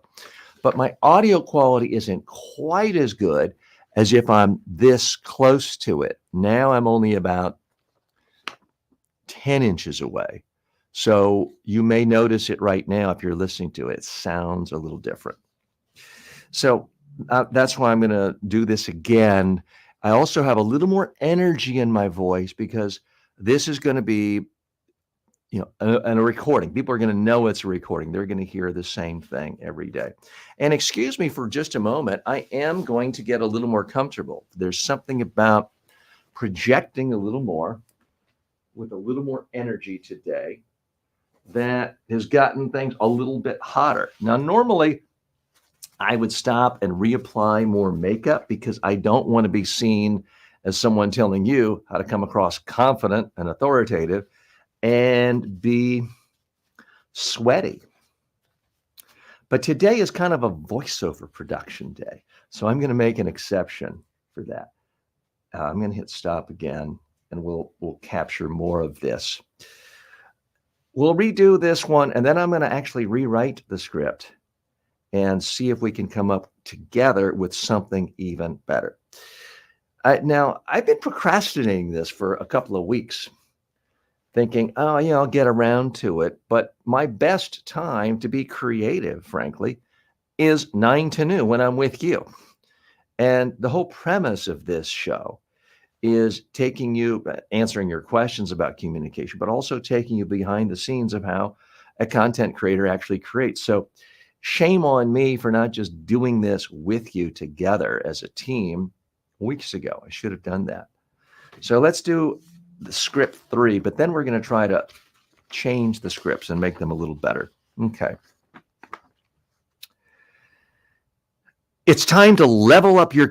Oh, I didn't hit record on the 4K version. This is script 3, take 1. It's time to level up your communication game with the TJ Walker Success Channel, your daily destination for communication excellence. Join us as we empower you to unleash your true potential. From mastering personal conversations to commanding the stage and even dominating the airwaves on social media platforms, we've got the strategies and expertise to guide you every step of the way. Join us on this journey and unlock your true communication potential. The world is waiting to hear your voice. Okay, I got to tell you, I'm not as crazy about that. And again, I want to remind you, we're not here to just blindly say whatever an artificial intelligence tells us. I want you to think. I want you to use your reasoning skills. I want you to feel authentic. AI is simply helping me reorganize my thoughts and polishing them in slightly different ways. But it's still about my thoughts. And I want you, when you're speaking, to have your thoughts. I'm not a fan of someone who says, oh, I got to give a speech today on the history of PowerPoint. I don't want to prepare at all. I don't know anything about it. Let me just go to ChatGPT and ask it to write a speech for me on the history of PowerPoint and then stand up and read it. I don't think that's going to work very well for you most of the time. Maybe it gets you by, but it's not going to personalize it. It's not going to be as authentic. So here's what I want to do now. I'm going to go back to my scripts, and because I have several different versions, I want to put it back into ChatGPT and see if I can work from the original scripts and then see if I could just tweak it slightly so that it adds that element of success. Because I liked some of the earlier scripts I had better, frankly. Let me pull up this version. So I'm going to go back to an earlier version. Oh, I'll show you what I'm doing. I don't know why I'm trying to be sneaky here. So I'm going to share the screen. So this is an earlier, and again, my friends on TikTok, if you want to see what I'm talking about, just come on over to the YouTube channel. It is TJ Walker Success Channel on YouTube, and you'll see what I'm talking about. Today's show is a little bit different in that we are working on voiceovers that we're going to use for the opening credits of the show.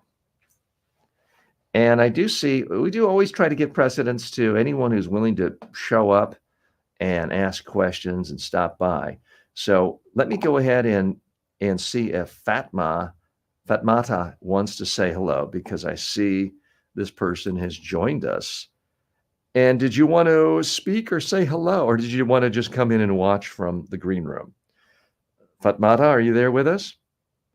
If you do want to chat, just unmute your microphone. You don't have to turn on your camera if you don't want to. But if you're here just stopping by to watch from the green room, that's okay as well.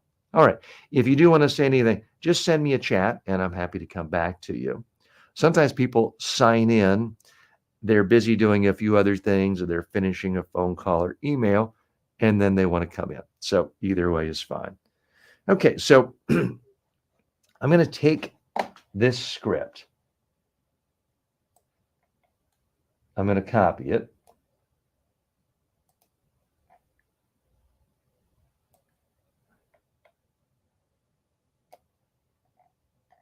Or is this the most, this was not the second to the last one. This was in fact the last one, I believe. Let me see if I can find the other one. Yeah, I might not have saved it. If that's the case,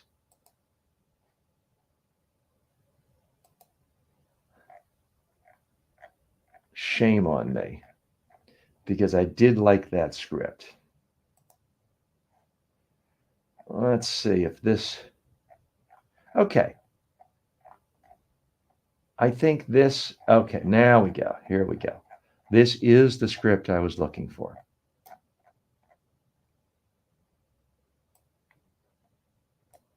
So I'm going to ask it to rewrite all of these scripts, but to add in the element that we are trying to do all this to help people become more successful in life. Thankfully, I don't think I'd saved this, but I had not deleted it yet, and it was still up on my computer, or perhaps there was an auto save function. Okay, so I'm going to copy this, and now I'm going to go back to ChatGPT, and I'm going to give it instructions. We'll see how this works. Okay. So I'm going to say, rewrite the following 6 scripts. Please revise in a way to suggest that the show is all about helping people become more successful in all aspects of life by becoming better communicators. Well, that's, there's spelling errors and then there's spelling errors. That was perhaps a little too egregious. Let me try to go back and clean that up. Okay. So the emphasis is not just on improving communication skills and confidence, but on improving communication skills to become more successful. Please keep most of the elements in the following scripts, but add the elements needed to stress success. Okay. All right, so that's what I'm going to add. Now, confession here, when I've used ChatGPT to help with scripting, I haven't typically given it this many instructions and then pasted something this long. I don't know if I'm going to, on their free version, hit a limit of how much content you can put in, but we will find out. And we'll see what comes up. Again, we'll record it. We don't like it, don't have to use it. If it seems weird or cheesy or unnatural or just doesn't work, we don't have to use it at all. And Fatmata is back. If you do have any questions, you posted something in the chat. Let me see what you've said there. Okay. All right. Fatmata says hi and says, I really enjoy using ChatGPT, especially for assignment purposes. If you have a question, Fatmata, happy to have you a part of it, and I appreciate you sharing. And we have another comment that's come in from, or several comments that have come in from our friends on TikTok. Leonard says, happy Monday. Well, Leonard, happy Monday to you. Thanks for stopping by. Sweet says, something a dwelling may first knowing I'll become homeless.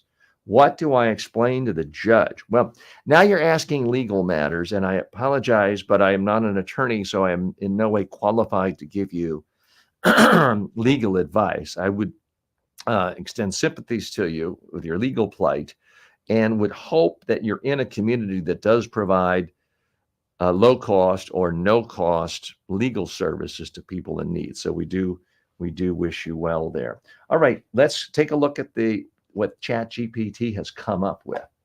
So I am going to copy this. Now I'm going to go I'm going to get a fresh page from my Word document, and I have 3 screens open. So what's happened is that just pushed me to a completely different screen. I'm going to go to a blank document, and I am going to paste it. This has become lengthier. I don't want I certainly don't want the opening credits to be like 60 seconds or even 45 seconds. That's too much. Unless you really have something of amazing high quality, like a Succession TV show opening, I don't think you want that much. So I was really hoping for more like 15 seconds, 15, 20 max. But we're going to share, I'm going to share this with you, and we're just going to see. We're going to see exactly and listen to it together. And you can help me decide whether you think this is worthwhile or not, whether it is, in fact, high quality content that my editing team should build in. So excuse me for a second. I just got to walk around and go to the printer, but I'm not leaving you. I have not fainted. I'm just going to pull up the script.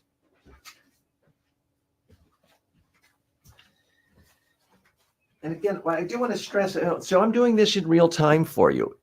I'm really showing you behind the scenes of how people create content, different versions, different drafts. It's a little different than most people do it because most people do not do it in front of people. Most people keep their rough drafts quiet. I'm doing it here in part because I want you to see it's rough sometimes. It's literally rough. It's rough draft and it's rough for a name. And there are mistakes and there's trial and error. And you saw me come up with a whole bunch of scripts and I realized, I really forgot one of the major message points, which is I need to stress that we're here not just to help you become good communicators to check a box, but it's about ultimately for higher level purposes of how to become more successful in life through stronger communication.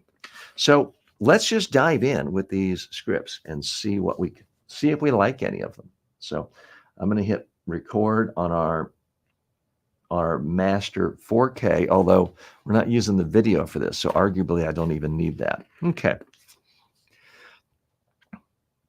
This is the new version of script 1. Welcome to the TJ Walker Success Channel, where we empower you to master the art of communication for success. Join us as we guide you through every facet of communication. I missed a word. Join us as we guide you through every facet of effective communication, helping you succeed in all aspects of life, from personal conversations to commanding stages. We've got you covered.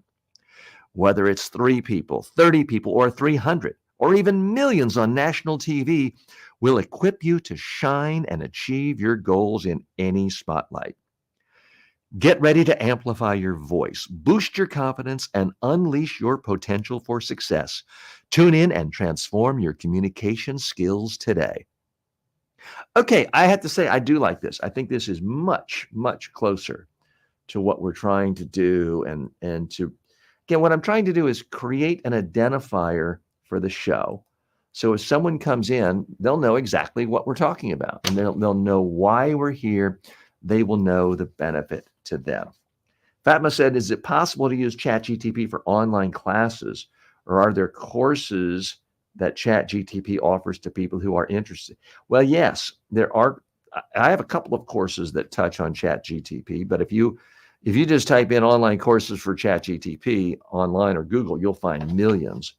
You can go to Udemy and look at courses there. And I've partnered with my colleague Jess Todfeld on everything from how to write a book using ChatGTP and how to use ChatGTP for public relations.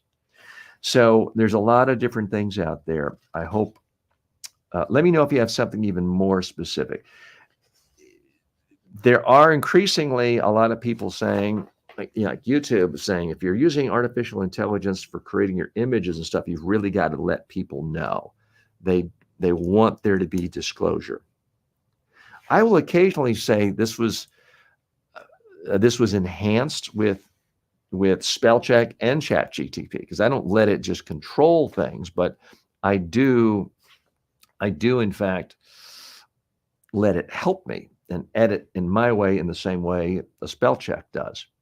But other people are using it to completely create things, and there's a number of ethical issues and other trickier issues involved with that. I'm going to switch to camera 2 for our folks on YouTube, because we're having, you can sort of see what I'm doing here and gives you more of a sense of how this is a voiceover session. So we're going to go to script number 2. And we are still recording.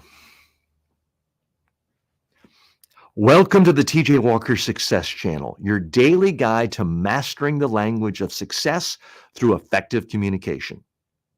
Here, we don't just teach communication skills. We empower you to own every conversation, every presentation, every interaction, and ultimately achieve success. Join us as we journey from personal dialogues to commanding stages, helping you speak with clarity, conviction, and charisma to reach your goals. Transform your life one word at a time. Tune into the TJ Walker Success Channel and unlock your true potential for success. Okay, I don't think I like this one as much because I don't want you to own every conversation. That sounds like we want you to dominate and be domineering and be an egomaniac. So I don't think that one quite works. So I don't think we'll be using that one. Let's go to script 3.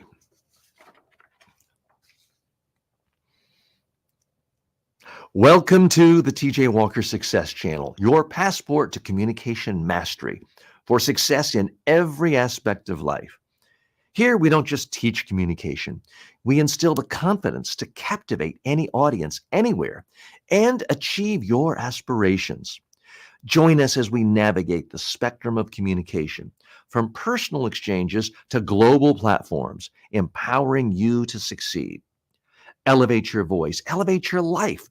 Tune in to the TJ Walker Success Channel and start on your journey to communication greatness and success. I like that one a little better, but there's still some things that are a little bit clunky there.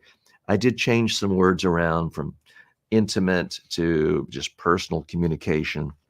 There's something about personal exchanges to global platforms that sounds almost like it was written by ChatGPT, which is not what we want. We want it to really sound natural to the ear. So let's keep going and see which one really resonates the most. This is script 4. Welcome to the TJ Walker Success Channel, your daily destination for communication excellence and success. Here, we're not just about the big stage. We also equip you for those crucial one-on-one talks, helping you connect deeply and authentically to achieve your goals. Join us as we explore every aspect of communication, from private conversations to public platforms, empowering you to succeed in all aspects of life.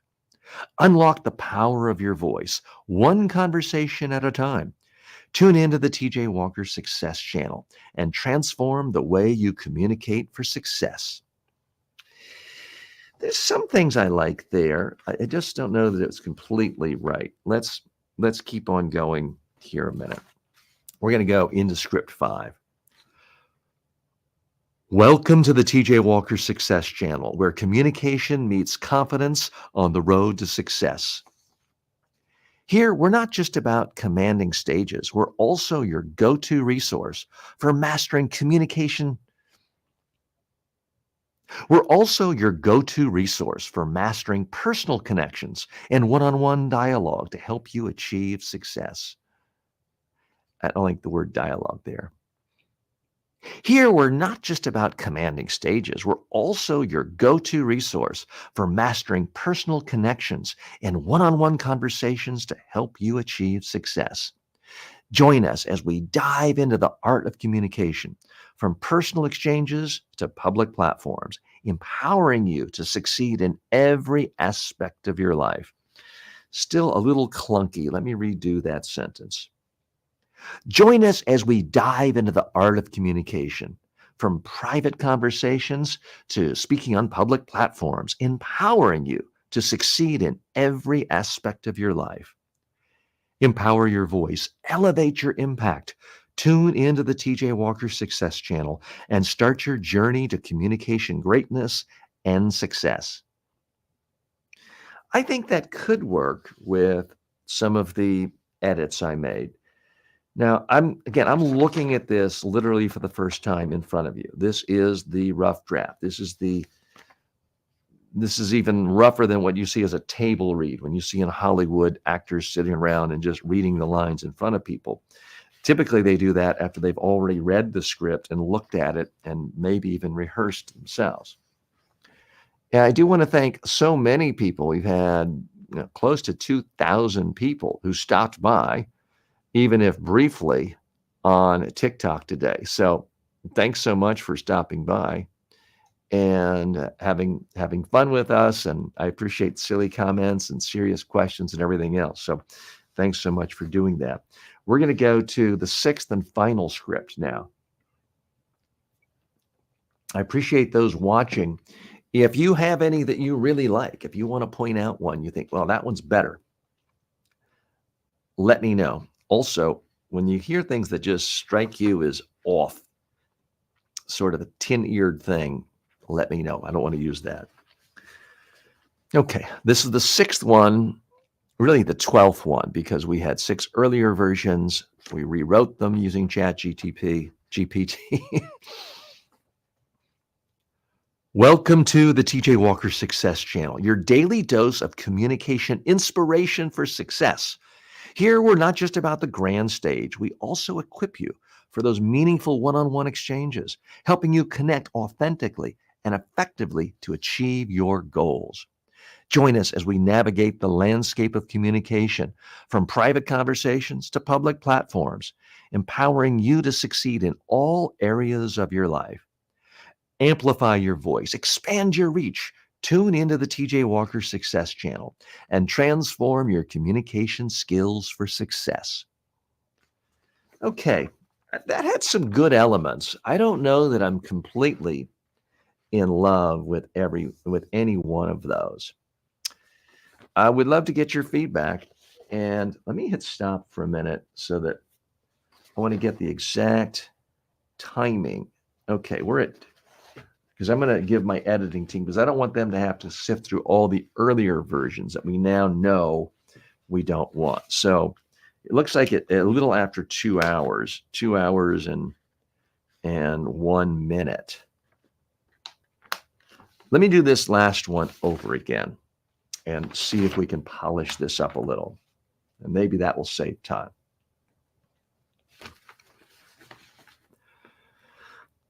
Welcome to the TJ Walker Success Channel, your daily dose of communication inspiration for success. I don't think I like the word inspiration there. Communication insights for success. Yeah, let's change that. Welcome to the TJ Walker Success Channel, your daily dose of communication. I forgot what I'm saying. That's part of the problem when you are doing editing live time in front of people, is sometimes you can, insights, that's the word. So let me go ahead and make a note. It's always going to be easier rather than trying to remember when you're doing voiceover production work. Insights, it's a better word. Okay, so now we're starting at 2:02.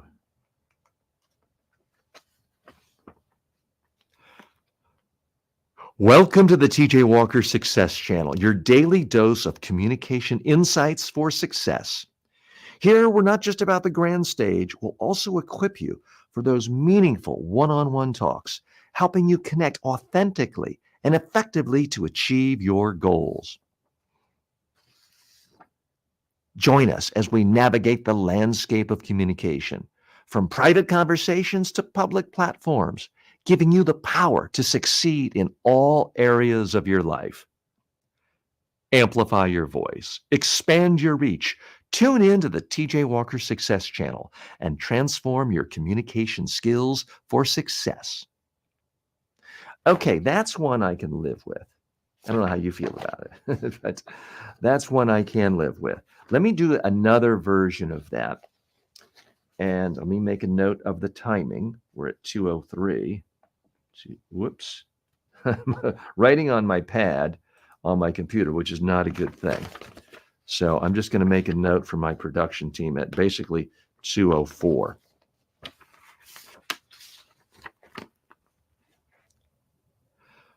Welcome to the TJ Walker Success Channel, your daily dose of communication insight for success. Here, we're not just about the grand stage. We'll also equip you for those meaningful one-on-one talks, helping you connect authentically and effectively to achieve your goals. I'm going to change one word on that one. Here, we're not just about the grand stage. We'll also equip you for those meaningful one-on-one conversations, helping you connect authentically and effectively to achieve your goals. Join us as we navigate the landscape of communication, from private conversations to public platforms, giving you the power to succeed in all areas of your life. Amplify your voice, expand your reach. Tune in to the TJ Walker Success Channel and transform your communication skills for success. Okay, I think that's going to be the one we're going to use. And that one started at 2:04. So I'm going to make a note for my production team. So that was kind of a lot of work. And believe me, I am doing things like this I'm not going to say better, but much faster than most people who do voiceover work. Part of it is I'm not that patient. Part of it is I've been speaking for so long, for 40 years, I'm able to make edits on the fly. I'm able to think about, where do I go louder, softer, faster, slower, sort of in my head. So it's a little bit easier. We don't have a director telling me to redo every version a million ways, which may or may not make it better. But that's kind of what we're about. Okay, so I think we've done that. Now I do see why I've kind of been procrastinating doing this, because that was in fact a lot of work, and we devoted a good hour and a half to this, almost 2 hours. And again, the premise behind this show is not that we're going to have Mr. Beast style 100 million views for every video. It's that we're really going to take you behind the scenes of what it's like to be a content creator and a communicator, and different versions of things you have to do to refine communication, to help and to try to make things better, and to figuratively, and in this case today, literally, we can say, roll up your sleeves. I can't usually roll up my sleeves because I've got the jacket on, but today we've been doing some hard work and I'm rolling up my sleeves to share with you what it is, because I do want you to have a sense of all the different steps it takes to be a content creator. Now, you could just do things live all the time, not have produced elements. This is a chance to make things a little fancier. There are schools of thought that say for a YouTube show, you shouldn't have anything more than like 3 or 4 seconds. My hunch is we'll probably shorten this even more. It may be too long. But this is what I'm thinking of, is not that we would use this necessarily. Certainly, we wouldn't use this for any short form videos. If it's a 3-minute edited long video, we wouldn't use that. But if we're here for a live show, I think if you're here for 3 hours and you've already given someone a good 5-7 minutes to then play a 15 or even a 30-second identifier, I don't think we're going to lose that many people. So that is the theory behind this. I do want to thank so many folks joining us today on YouTube, on my own business Facebook page, on my Udemy student Facebook page, on Twitch, on LinkedIn, on Twitter, on Instagram, and on TikTok. TikTok, thriving community. TikTok, look, there's plenty of things to criticize about TikTok. I'll leave that to others. I will just spotlight. It is fascinating to me how they just send out a message to so many people saying, hey, this is live, check it out. And I know on Friday, for example, we had 1.9 thousand people join us on our live feed just on TikTok.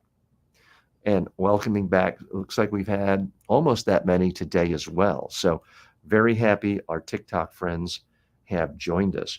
Coming up later this hour, and we are on our final hour today, I'm going to be going live on Amazon. I am an Amazon influencer, and I don't officially work for Amazon. It's not a legal joint venture. I'm not an employee of Amazon. I want to make that very clear. But I am an Amazon affiliate. affiliate, and then there's sort of one notch up where they can make you an Amazon influencer. What that means is they let you make videos talking about products, and if they like it, they can put it right on the product page on Amazon. And if someone watches your video and then buys the product, they give you a commission, like any other affiliate. But what's different is they're essentially delivering the audience to you. That is what is unique about the Amazon influencer program, apart from a gazillion other influencer programs. So we're going to switch over to that in just a minute.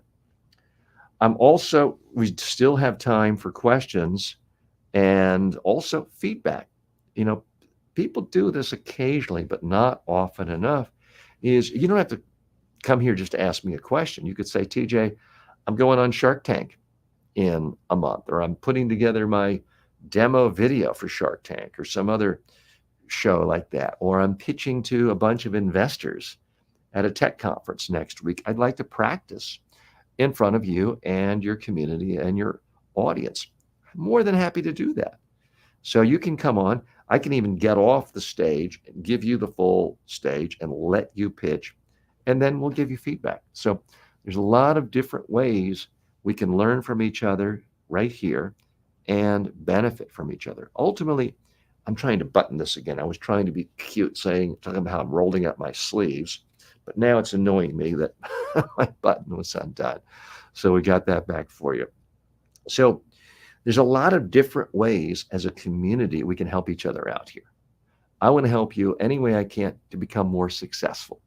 The main way I can do that is by helping you with highly specific, practical communication skills, equipping you with more communication skills, and also helping build confidence in your own communication skills. You really need both. You need the actual technical skills, and then you need the confidence in your technical skills. That's ultimately what I find helps lead people to more success. And that's what we're all about here. Okay, as I mentioned, later on this hour, we're going to be doing Amazon influencer ads. I'll be demonstrating that. We'll be going live talking about it. You'll be able to buy the actual products that I mentioned. We've got books here. I'll be talking about, you can see it in the carousel. Now, if you're interested in seeing what this looks like on Amazon, you can go to my Amazon storefront in a few minutes when we do that. And when you're on Amazon, you will then see the products below. You can click it. If you happen to be in their Prime program, you can click it. One click, you can buy it and get free shipping in some parts of the world. It doesn't work everywhere. And so I apologize if you're watching from a place that doesn't allow that. I would also point out the Amazon influencer program is not available to people everywhere in the world. My understanding is it's been rolled out in the United States, Canada, South Africa, and I believe just a couple of other places. I would assume it's going to be rolled out around the world. What I don't know is if you are in Slovenia and eventually they roll it out there, would they then put your video just on the page that people see in Slovenia? Because it would be a bit Tower of Babel-ish if they had videos for every product with 100 different videos with people all in different languages, unless it told you what language it was. So it is Amazon. I'm pretty sure they'll figure out a way of doing it that helps Amazon, helps their suppliers, whether it's authors, whether it's people who are selling pens or the hearing aids that some of our colleagues earlier today were talking about. Okay. Now, I see a few comments have come in. HealthCo says, been following you for 3 days now. How to find the courage to start a conversation with a stranger. So that is a tricky issue for a lot of people. If you feel at all uncomfortable about starting a conversation with a stranger, you're not alone. I don't think there's a single human alive at some point who hasn't said, should I talk to this person? Or they seem like they don't want to talk, or they might think I'm bothering them, or they may think I'm doing something inappropriate. So you're not alone.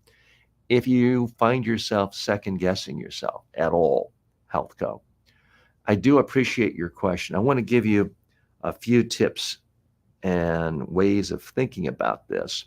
By the way, if you want to come on camera and talk to us, I'm more than happy. You don't have to. But if you want to actually share the screen with me and we have more of a conversation, you're more than welcome to do that. All you have to do is come on over to my YouTube channel. Just go to YouTube and type in TJ Walker Success. You'll see my channel. In the comments, you'll see a link to StreamYard. You click that and you'll come right on camera as Fatmata did earlier today. So I'm always happy to share the screen. I think it is important to pay attention to clues. I mean, just this morning, as I was walking from my apartment complex to the office, I saw what appeared to be a new neighbor. Had been a vacancy 3 doors down from me, and I saw a woman sitting on stairs with a dog. I didn't slow down. I didn't want to scare her or alert her or make her feel uncomfortable, but I did want to be pleasant because it might be a new neighbor.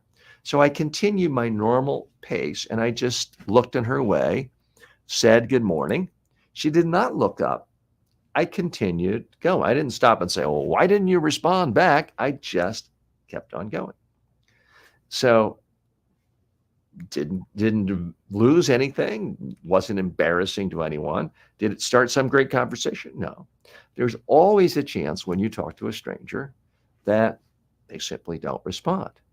Now, these days, someone may have an earpiece in and be totally oblivious. So you think they're being rude. They're not. They simply didn't hear you. So keep that in mind, that if you want to start talking to a stranger, don't go into it thinking, "Oh, I hope they're not mean to me. I'm going to get my feelings hurt." Don't even think about that. I think the best way to approach talking to a stranger is to just have as a default that you go through life being friendly with people and open. You're not just going to talk to people you think can help you. If you're young and single, you're not just trying to talk to the good-looking people you're interested in romantically. You're friendly with everyone. You've got a smile on your face and just say hello to people. Quite often, it really is as simple as looking at someone, hi, or making a small talk comment like, "Wow, beautiful day." I mean, that is one that I use quite often here in South Florida because it is so often a beautiful day. No one ever gets offended by that. And I don't think I ever make anyone feel uncomfortable with that. Now, let's say you're in an academic environment and there's someone you have your eye on and they're in the library and you can tell they're just, they've got earplugs in or earbuds and they're studying. It may be that that's just not the time to talk to them. Maybe you wait until they're at the school cafeteria or someplace else. They're in line, you bump into them and, "Hey, aren't we in the same chemistry class? And what did you think of that class yesterday?" Could be a way of starting a conversation. One of the best ways to get good at this is to talk to people where you feel absolutely no pressure whatsoever. So again, let's say hypothetically you're in high school and you're really attracted to someone you want to date. That's not the person you go practice on. You maybe go with grandma to the old folks home and you're talking to people who are 80 years old and they're just happy that anyone will talk to them, and you get used to talking to strangers. That can be a great way of doing it. Or you're at an athletic event and you're just talking to people. "Wow, did you see that call? Wasn't that a great play?" You're talking to people where there's already some aspect of commonality, and that can be easier.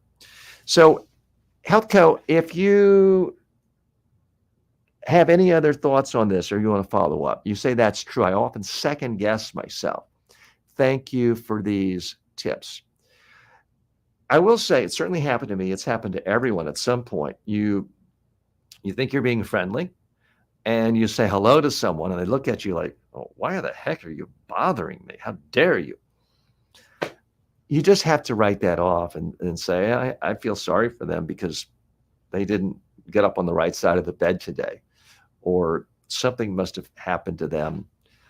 Maybe they just found out about the death of a loved one or something, and they don't want to talk to anyone. That's okay. We can't go into the minds of every single person. At some point, maybe the computer technology gets to the point where we really can read minds. We're not there yet. If you're friendly with people and you either say something that is positive and upbeat, or you ask a simple question that no fair-minded person would say is inappropriate or overly personal, and someone doesn't respond exactly the way you want, that's okay. The more you do it, the better you get at it. The more you do it, the more you get a tough skin if someone doesn't react favorably. If you say good morning to 10 people a day and smile and look at them, and one person kind of looks the other way and says, nothing good about it, it's not going to stand out if you do that every day for a week, and only one person was grumpy and everyone else said, hey, yes, good morning. You get that positive reinforcement. You start to build confidence in yourself. Yes, I can talk to people. I can talk to people anytime, anywhere. I'm not afraid of anyone. I don't have to talk to people. I don't have to be compulsively talking to every stranger on the bus or the subway. But if I want to start a conversation, I can. If someone wants to talk back, they can. If someone wants to say, excuse me, you're bothering me, they can do that as well. It's not going to bother my day. That's really the main thing. And HealthCo, if I helped you in any way, let me know. I see a few other comments may have come in, and I apologize if I missed anyone else's coming. I'm just going to do a quick scan to make sure I didn't lose any important questions coming in today. I do see a number of people who wanted to talk about silly things today, and that's okay. I don't mind that at all. I appreciate people just coming by, being playful. And, I did miss some accents. Someone asking if I could do an Australian accent. Not very well. You get Batman. I don't really know what that relates to. And, Batman says I can relate. Sometimes I have to switch back to my Bruce Wayne voice. Number 42 says, my idol is Jordan Belfort from Wolf of Wall Street.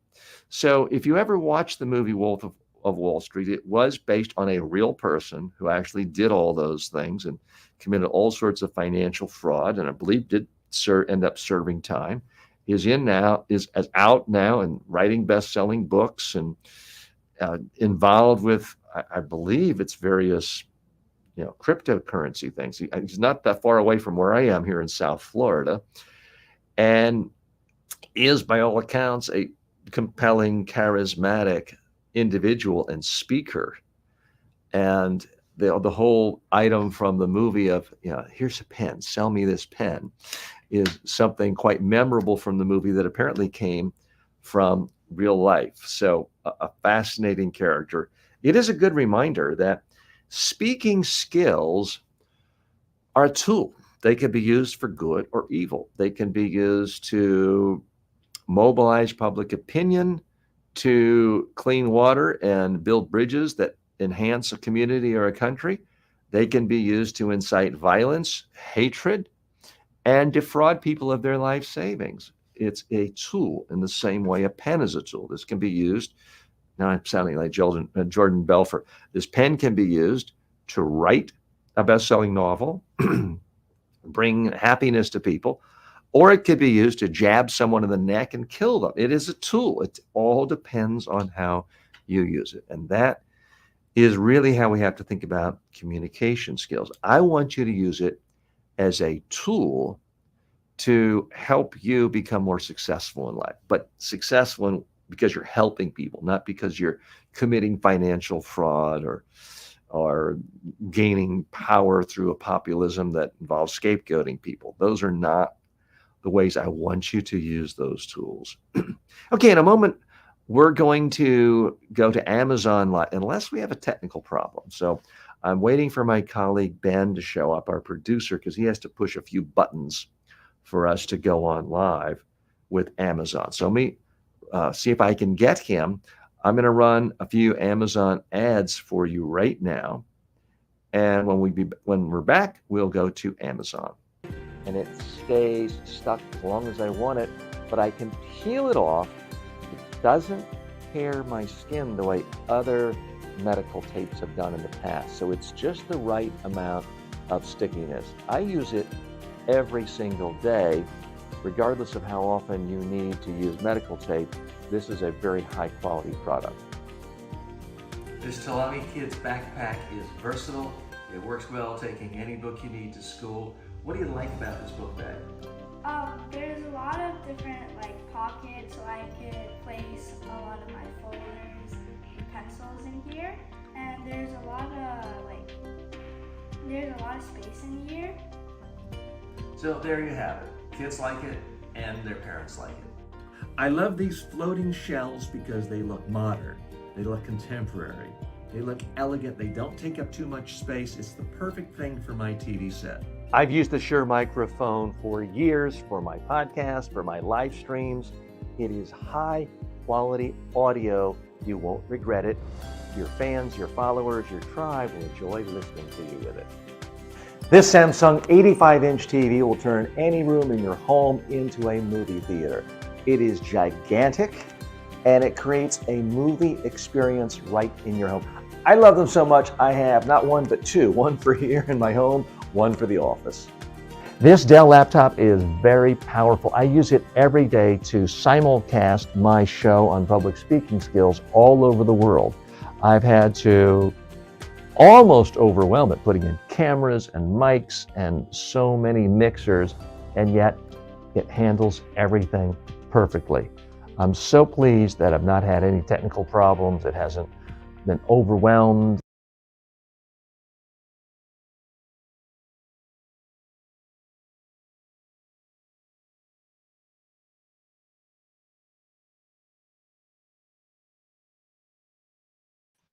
Seems your mic is smooth.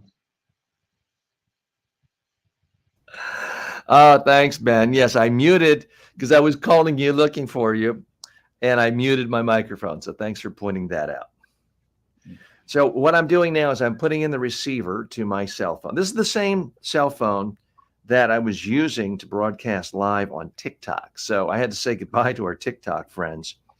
I brought in, again, I want to be transparent with people and have you know what goes through the head, what goes through the workflow of a content creator.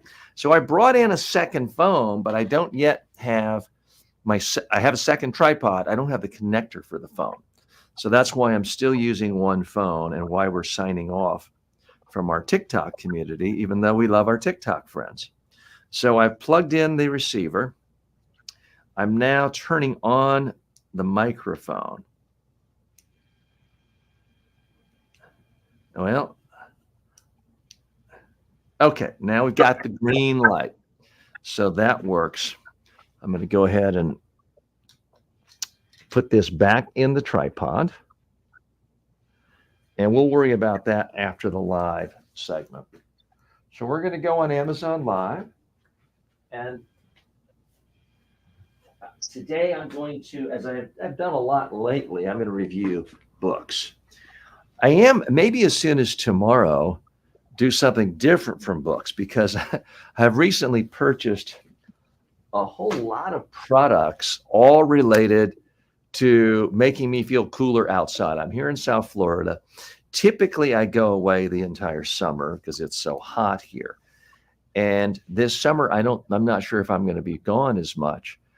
And I want to continue to exercise and be healthy. And it's just very, very hot and muggy here. So I have just recently bought and have been experimenting with several things. I have an ice vest. It's a vest, and inside you Velcro in these packages of frozen ice cubes. It sounds ridiculous, but it really works. I've worn it a couple of times in the pickleball court, and it gets some strange looks. One of my friends says, "What are you worried about violence here? Is that a bulletproof vest? What is that?" So that's one product I'll be demonstrating, and I really like it because it genuinely keeps you cool. Another product is a hat. It's like a baseball cap, but it has a hole in it and a drawstring and another layer. So they say you can put ice in it. Well, I did that one day. I was playing pickleball against my wife, and she had a partner, I had a partner, and I'm running around, and the ice cubes are falling out of the top. And my wife's partner said, "Oh my God, his brains are falling out of his head." So I'm not putting ice in it anymore. What I am using is an ice pad. There's an ice pad that's got a material. Kids put it in their lunch boxes. It's not water. And that way it's not falling out. And no one's worried about my brains falling out. I also have a portable air conditioner that sits around your neck. People think I'm listening to a music on it. It looks like headphones that are down. It chills your neck, and it has fan. It's shooting breeze on you, and that's fantastic. So I'm going to be doing a segment one day this week where we just talk about all of these devices to help keep you cool in the summer. So that's coming up. All right, let's just dive right in. Ben, you're going to give me a countdown for the Amazon Live.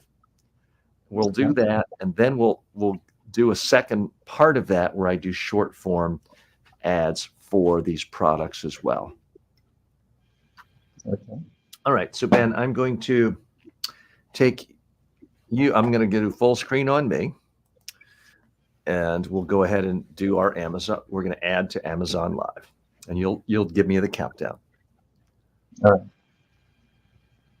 3, 2, 1. Hello and welcome. I'm TJ Walker. Thanks for joining me on Amazon Live. We got a number of great products for you today I want to talk about. These are books that I've personally read, paid for with my own money, underlined, reference in other work that I do, and I often recommend them to friends, colleagues, others to buy the book. So I'm giving you books not the books that were just mailed to me and someone looking for a promotion, but books that have been valuable to me.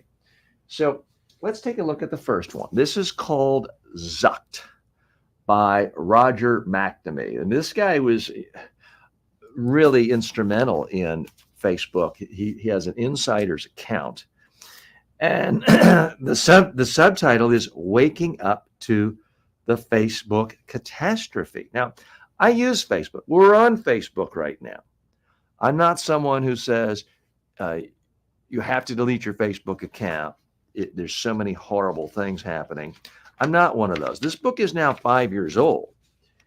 This was ranked one of the top business books of 2019 by Financial Times. But it does talk about a lot of damage happening to society. So I do think it's important to get a lot of different perspectives, because there's a danger when you listen to me and others sometimes is we get swept up in the moment sometimes of talking about you use this social media this way, that way, and it seems so positive. It seems like we're just propagandists sometimes for these big social media companies. On balance, I think that it helps a lot of people a lot of times, but there are problems. There are destruction. There are societies torn apart. There are individuals who have had their lives destroyed. And I think this book does a very fair analysis of some of the strengths of Facebook, yes, but also some of the weaknesses. So I really think that it's worth your time, even though it's 5 years old. And this came out before Francis Naughton, the big whistleblower at Facebook, came out with so many things that this kind of sets the groundwork. So if you want to have a little more of a historical perspective of what a lot of thoughtful observers were thinking about with respect to the problems of Facebook, check this book out. Zucked. That's a clever title, obviously. a play on Mark Zuckerberg's name and another particular word. The book is available right now. You can see it in the carousel. So if you have any concerns about Facebook or want to get a better understanding of the history and evolution, I could recommend this book. Okay. The next book I'd like to draw your attention to, Hitmakers by Derek Thompson, The Science of Popularity in an Age of Distraction. Now, in a sense, we all want to be popular. I want to be popular. I want to have 10 million people watch every video and watch this. Everyone wants to be popular, and it seems easy because we hear overnight about this overnight success. Oh, this kid's 5 years old and he's in Korea and he makes $10 billion a year for his family. It seems like it's easier and easier to get famous and make money. Well, more competition and more people trying to do it and figure it out. Some of it is luck, but a lot of it actually is a science. And this author analyzes a lot of these specific tips. He's a senior editor at The Atlantic magazine, one of my favorite magazines. I've subscribed. I do recommend The Atlantic. And it's a time, even though it's not a brand new book. Let me just check when it in fact came out. The book came out in 2017. A lot has changed in social media since then, but a lot hasn't.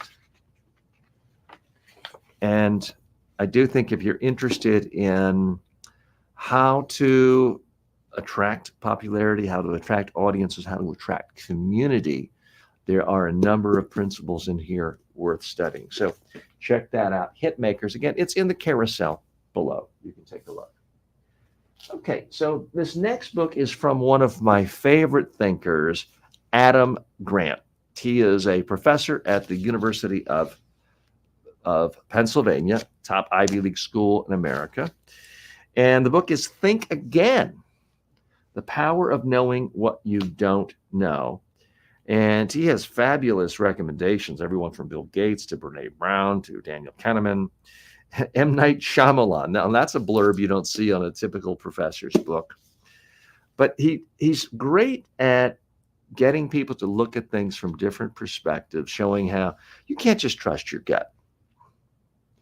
So often people say, oh, trust your gut, trust your gut. He talked about how, he told his wife, well, we definitely should not invest in this glasses company. They're not going to go anywhere. And the glasses company became, the eyewear company became wildly popular, successful, went public, and all the investors made plenty of money. So what I like about him is he's not afraid to talk about his own failures, his own places where he got it wrong, where he had to step back, think again, and really figure out what is the best solution. He's been a columnist for the New York Times. He is a wildly successful podcaster, public speaker, public intellectual, professor. I've not taken his class at the University of Penn, but I do have friends who say he's a great teacher in the classroom as well. So an important public intellectual, I would recommend pretty much every one of his books. And I've enjoyed, I don't know if I've read every one, but all of his that I have read, I have enjoyed. Again, it's Think Again by Adam Grant, one of the premier public intellectuals, especially young. I mean, he's still a young guy. He's a lot younger than I am. We'll be seeing a lot of him these days. So that book also available in the carousel right now if you're watching on Amazon. And you can see what I have posted in the comments section is a link to the Amazon store. This next book is Effortless by Greg McKeown. Make it easier to do what matters most. He's also the author of Essentialism, a book I reviewed recently as well.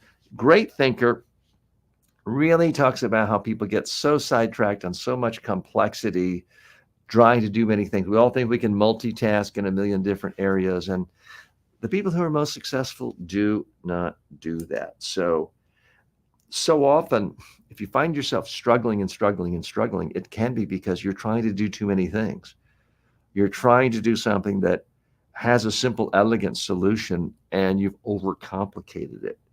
And if you could figure out a way of accomplishing what you want to do with less effort, it's also going to be much more valuable to other people, whether they are consuming this in an invention of yours, a thought product, a procedure, a solution, a device. So Effortless by Greg McKeown. It's a great book. I suggest you check it out. It is available for sale right now in Amazon. Not surprisingly, as pretty much every book in the world is.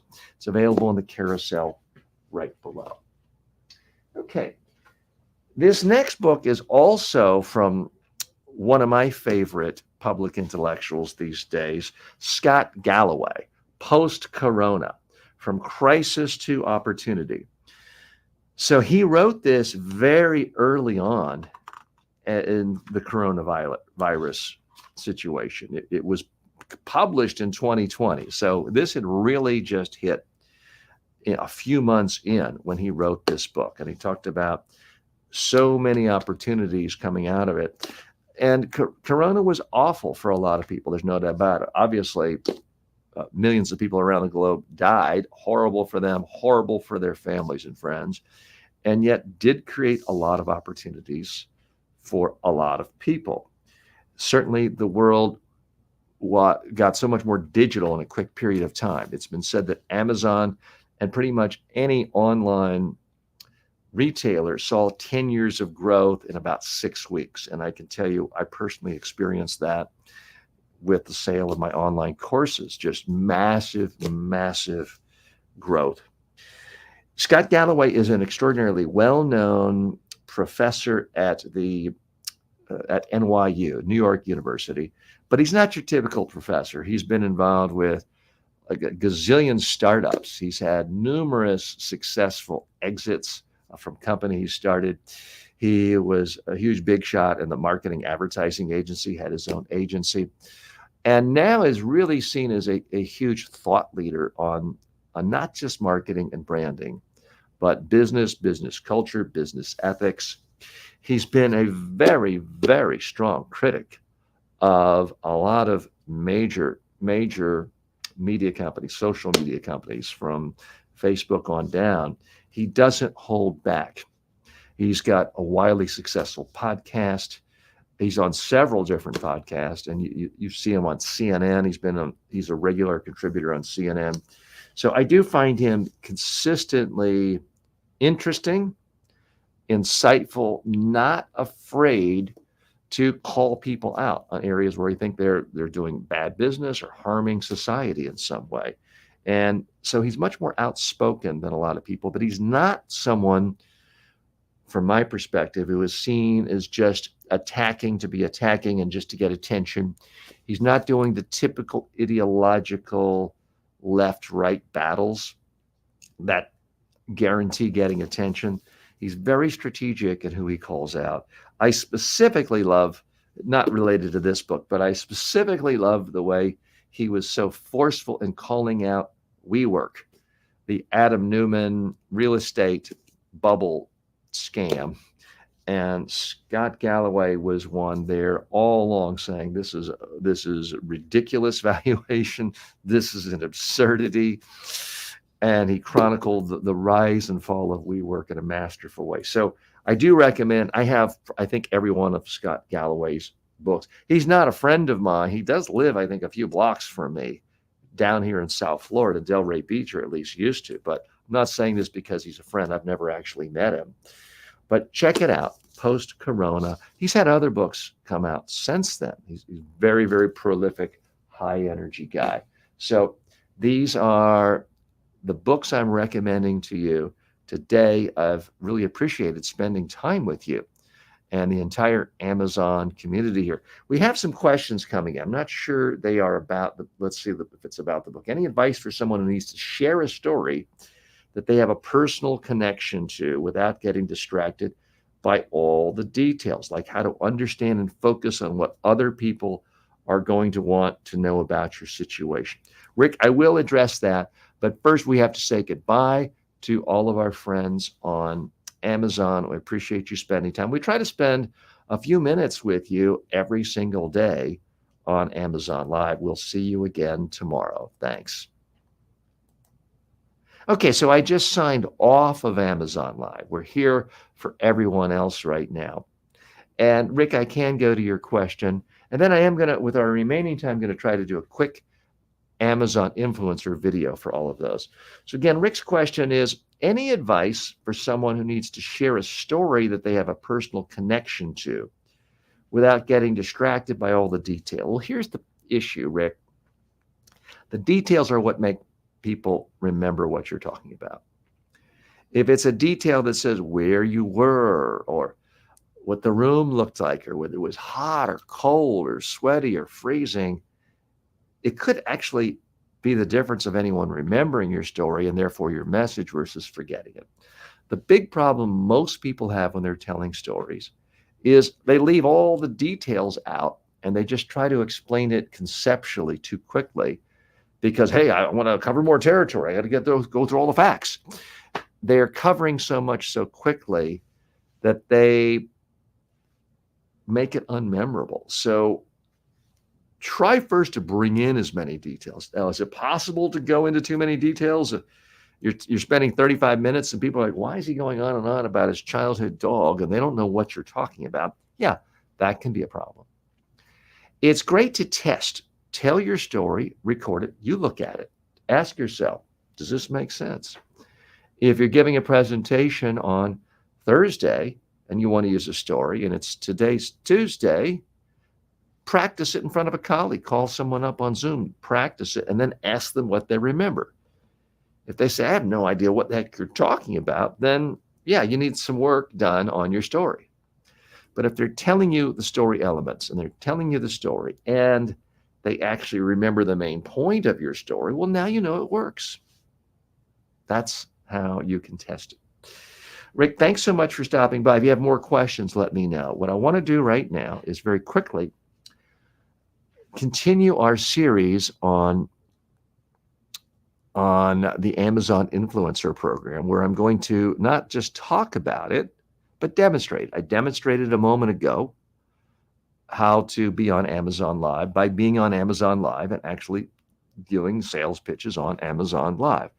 I'm now going to show you the next thing, which is how to make, I'm just checking my microphone, how to make an Amazon influencer video.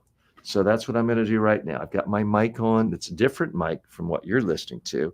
This is the mic just for my camera. And, you know, it was very warm earlier and I was getting shiny, but I was doing all this voiceover work for different segments for the show. So I'm going to take just a second, reapply. It's also why I'm not wearing a jacket now. I'm going to reapply some powder, not because I'm trying to make myself look tan or beautiful. I just don't want it to be as shiny, because if I'm shiny and I'm trying to convey confidence, it looks like I'm sweaty and nervous. And so it's mixed messages. So I'm just taking some Mosaic powder. You can get this pretty much any drugstore. And I'm just going to try to reduce the shine. I'm noticing it seems like I have more shine under my eyes. So I'm going to just try to get rid of some of the shine. Again, this is the show where we show you behind the scenes, warts and all, although I don't think I have any warts on my face, but the actual process of how to create content, what is at least one workflow for one content creator. There's a lot of different ways of doing it. I put out typically 100 videos a month. Mr. Beast puts out 1 or 2 videos a month. Is my way better? No, well, he reaches a lot more people. I'm not saying mine is better. It's just one way of doing it. And that's what I wanted to share with you. Wow, I forgot I'm still recording in 4K. I didn't want to be doing that. Okay. So what I'm going to do now is make sure my remote control is working for my cell phone, because I'm going to be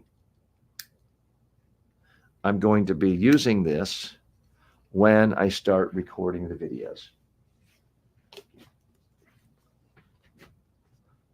Yeah, all I'm trying to do, these are short form vertical videos. What I have found is videos that are less than 15 seconds get almost all the views for the videos of mine in the Amazon influencer. So I'm not going to go into a lot of detail the way I did when I was live a moment ago. If people want more, they can go to the live. Okay.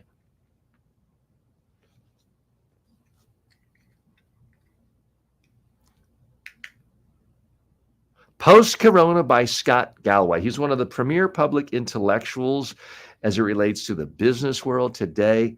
I like all of his books. He had the guts to write this book really just a month or so into Corona, and his predictions stand up to the test of time. Check it out. That was longer than I wanted. That was not 15 seconds, but that's what we're going to get. So I'm going to stick with that.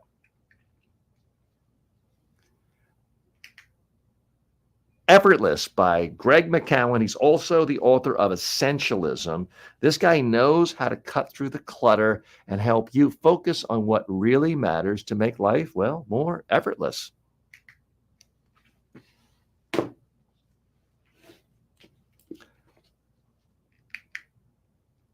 Think Again by Adam Grant. Adam Grant is one of my favorite public intellectuals in the world today. He's always writing. There's always another book or op-ed or podcast or speech from this guy. He's always interesting.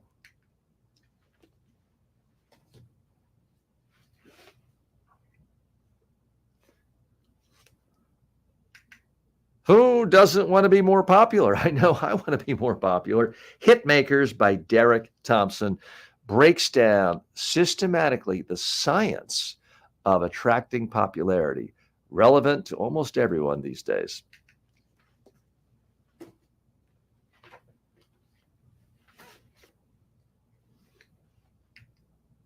Zucked by Roger McNamee. Facebook is a lot of things to a lot of people. It's not perfect. Roger really goes into the details of exactly what went wrong according to some, what went right with Facebook. Okay.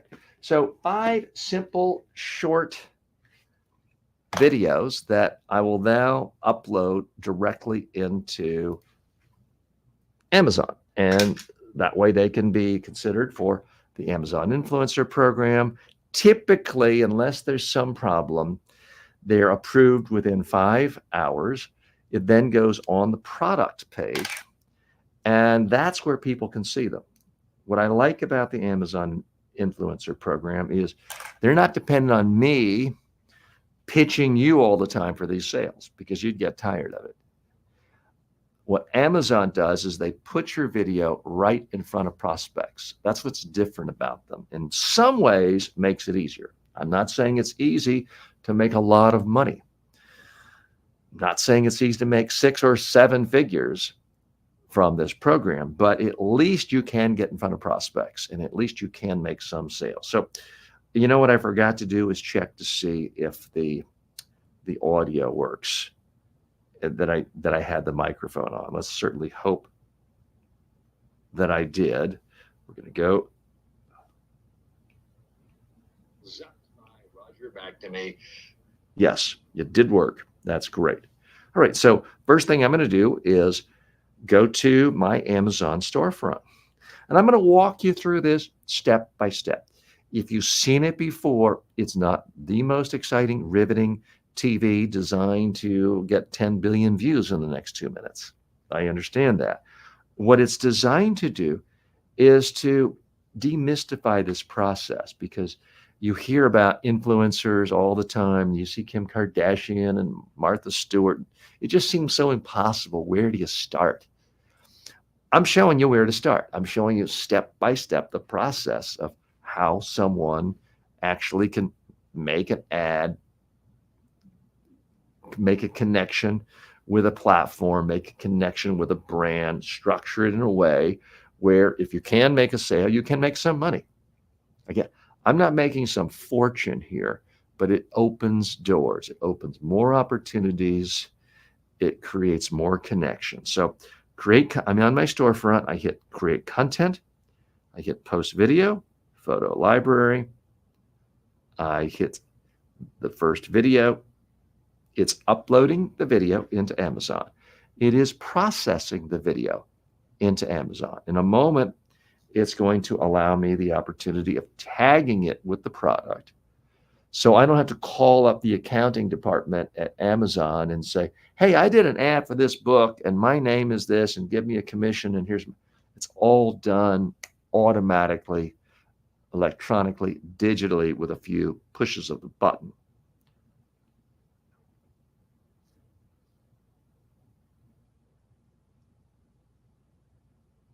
So typically I dictate the name, but the name of that book was Zut. I didn't think that was going to show up as a if I dictated it. So that's why I took the time to just type it. Plus it's a short name. Facebook does not want you to read this book, exclamation point. Done, submit. Go to storefront. I hit create content. I hit post. I go to photo library. I go to the next book, Hitmakers. So it doesn't, any one step doesn't take that long, but it could. I mean, you could spend 2 weeks writing an ad, editing it, B-roll, special effects, music. You could do all of that. I'm still in an exploratory phase. My goal when I started this at the beginning of the year was, let's get 1,000 ads up there, kind of see what works. Then I can recalibrate, see if this is a good use of my time, see what lessons I have to share with you and others who are trying to figure out how to become an influencer. Hitmakers by Derek Thompson. There it is. It connected it. Done. Title. There is a science to becoming popular. Exclamation point. I like using exclamation points for titles. Do I have any strong evidence that it's really the best practice? No. I don't spend much time with the title. You could use ChatGPT for this. I want to get things up and out faster. My operating theory is that the titles don't matter as much because the video is right there on the product page. If someone is unsure about whether to buy the product and they see videos and they're willing to watch one, I'm not sure the titles matters. It could. I don't have all the answers, but I'm sharing with you my thought process and how one creator is doing it. So create content, post, photo library, think again, done. It's uploading the video for Adam Grant's book, Think Again. It's processing the video. By the way, we are probably not going to have any time for more questions. I want to thank so many of you for stopping by today, the questions, the comments, even some of the silliness from our friends on TikTok is very much appreciated. Browse history. Think Again by Adam Grant. Select, add product, done, title. Adam Grant will get you to think again, exclamation point.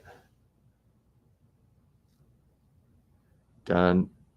Wow, 15,000 reviews. That's sold a lot of copies of that book. He's someone very successful, and I have to say, I think he's deserved it. He's really puts in a lot of consistent good work with his books, his op-ed pieces, his podcast. He's really prolific in a lot of different ways. A great communicator.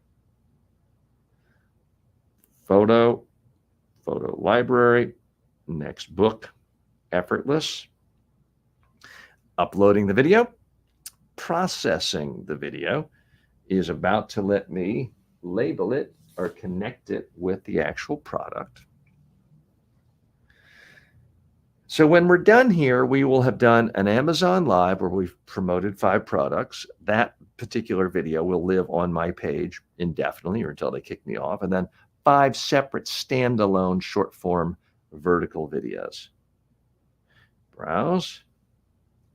Effortless by Greg McCowan.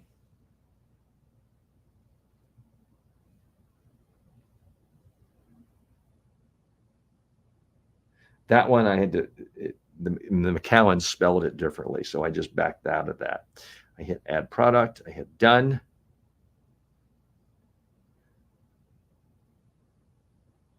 Maybe working harder isn't always the answer. Can't use contractions.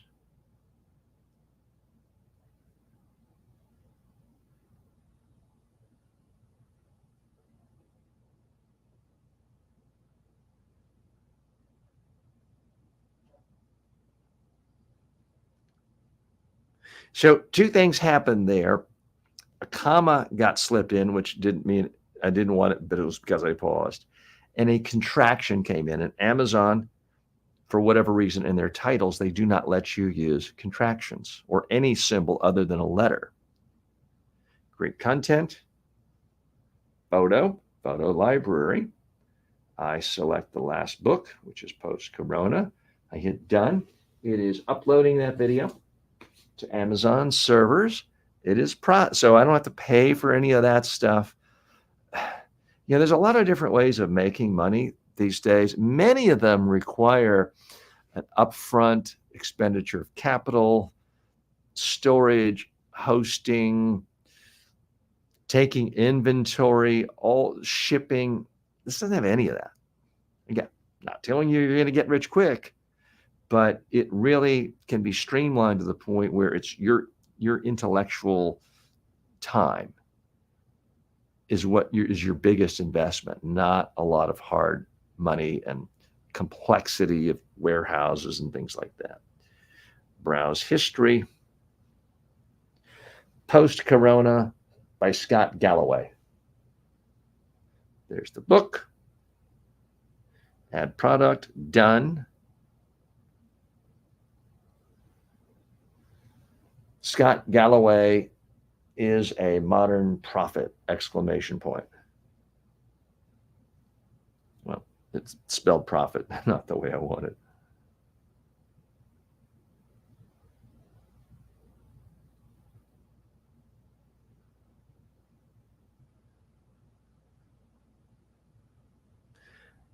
The rare guru worth following, exclamation point. Yeah, I think that's even better. Go to storefront, and there it's done. So it's a little bit tedious. Was that the most exciting thing ever on TV, on YouTube? No. Was that the most exciting thing I ever did? No. But it gave me an opportunity to practice giving presentations, number one. It gets me in front of people seeing my presentations, number two. It gives me at least the possibility of making some money from my presentations, number three. And we did the whole thing in less than a half an hour. So that's what I like about it. That's why I'm sharing it with you. If you take anything away from that, I hope it was valuable to you. I'm TJ Walker. Thanks so much for joining me and spending time today. Happy that so many of you are still with us. So if you did get any value out of this, please leave a comment. Subscribe if you haven't already subscribed.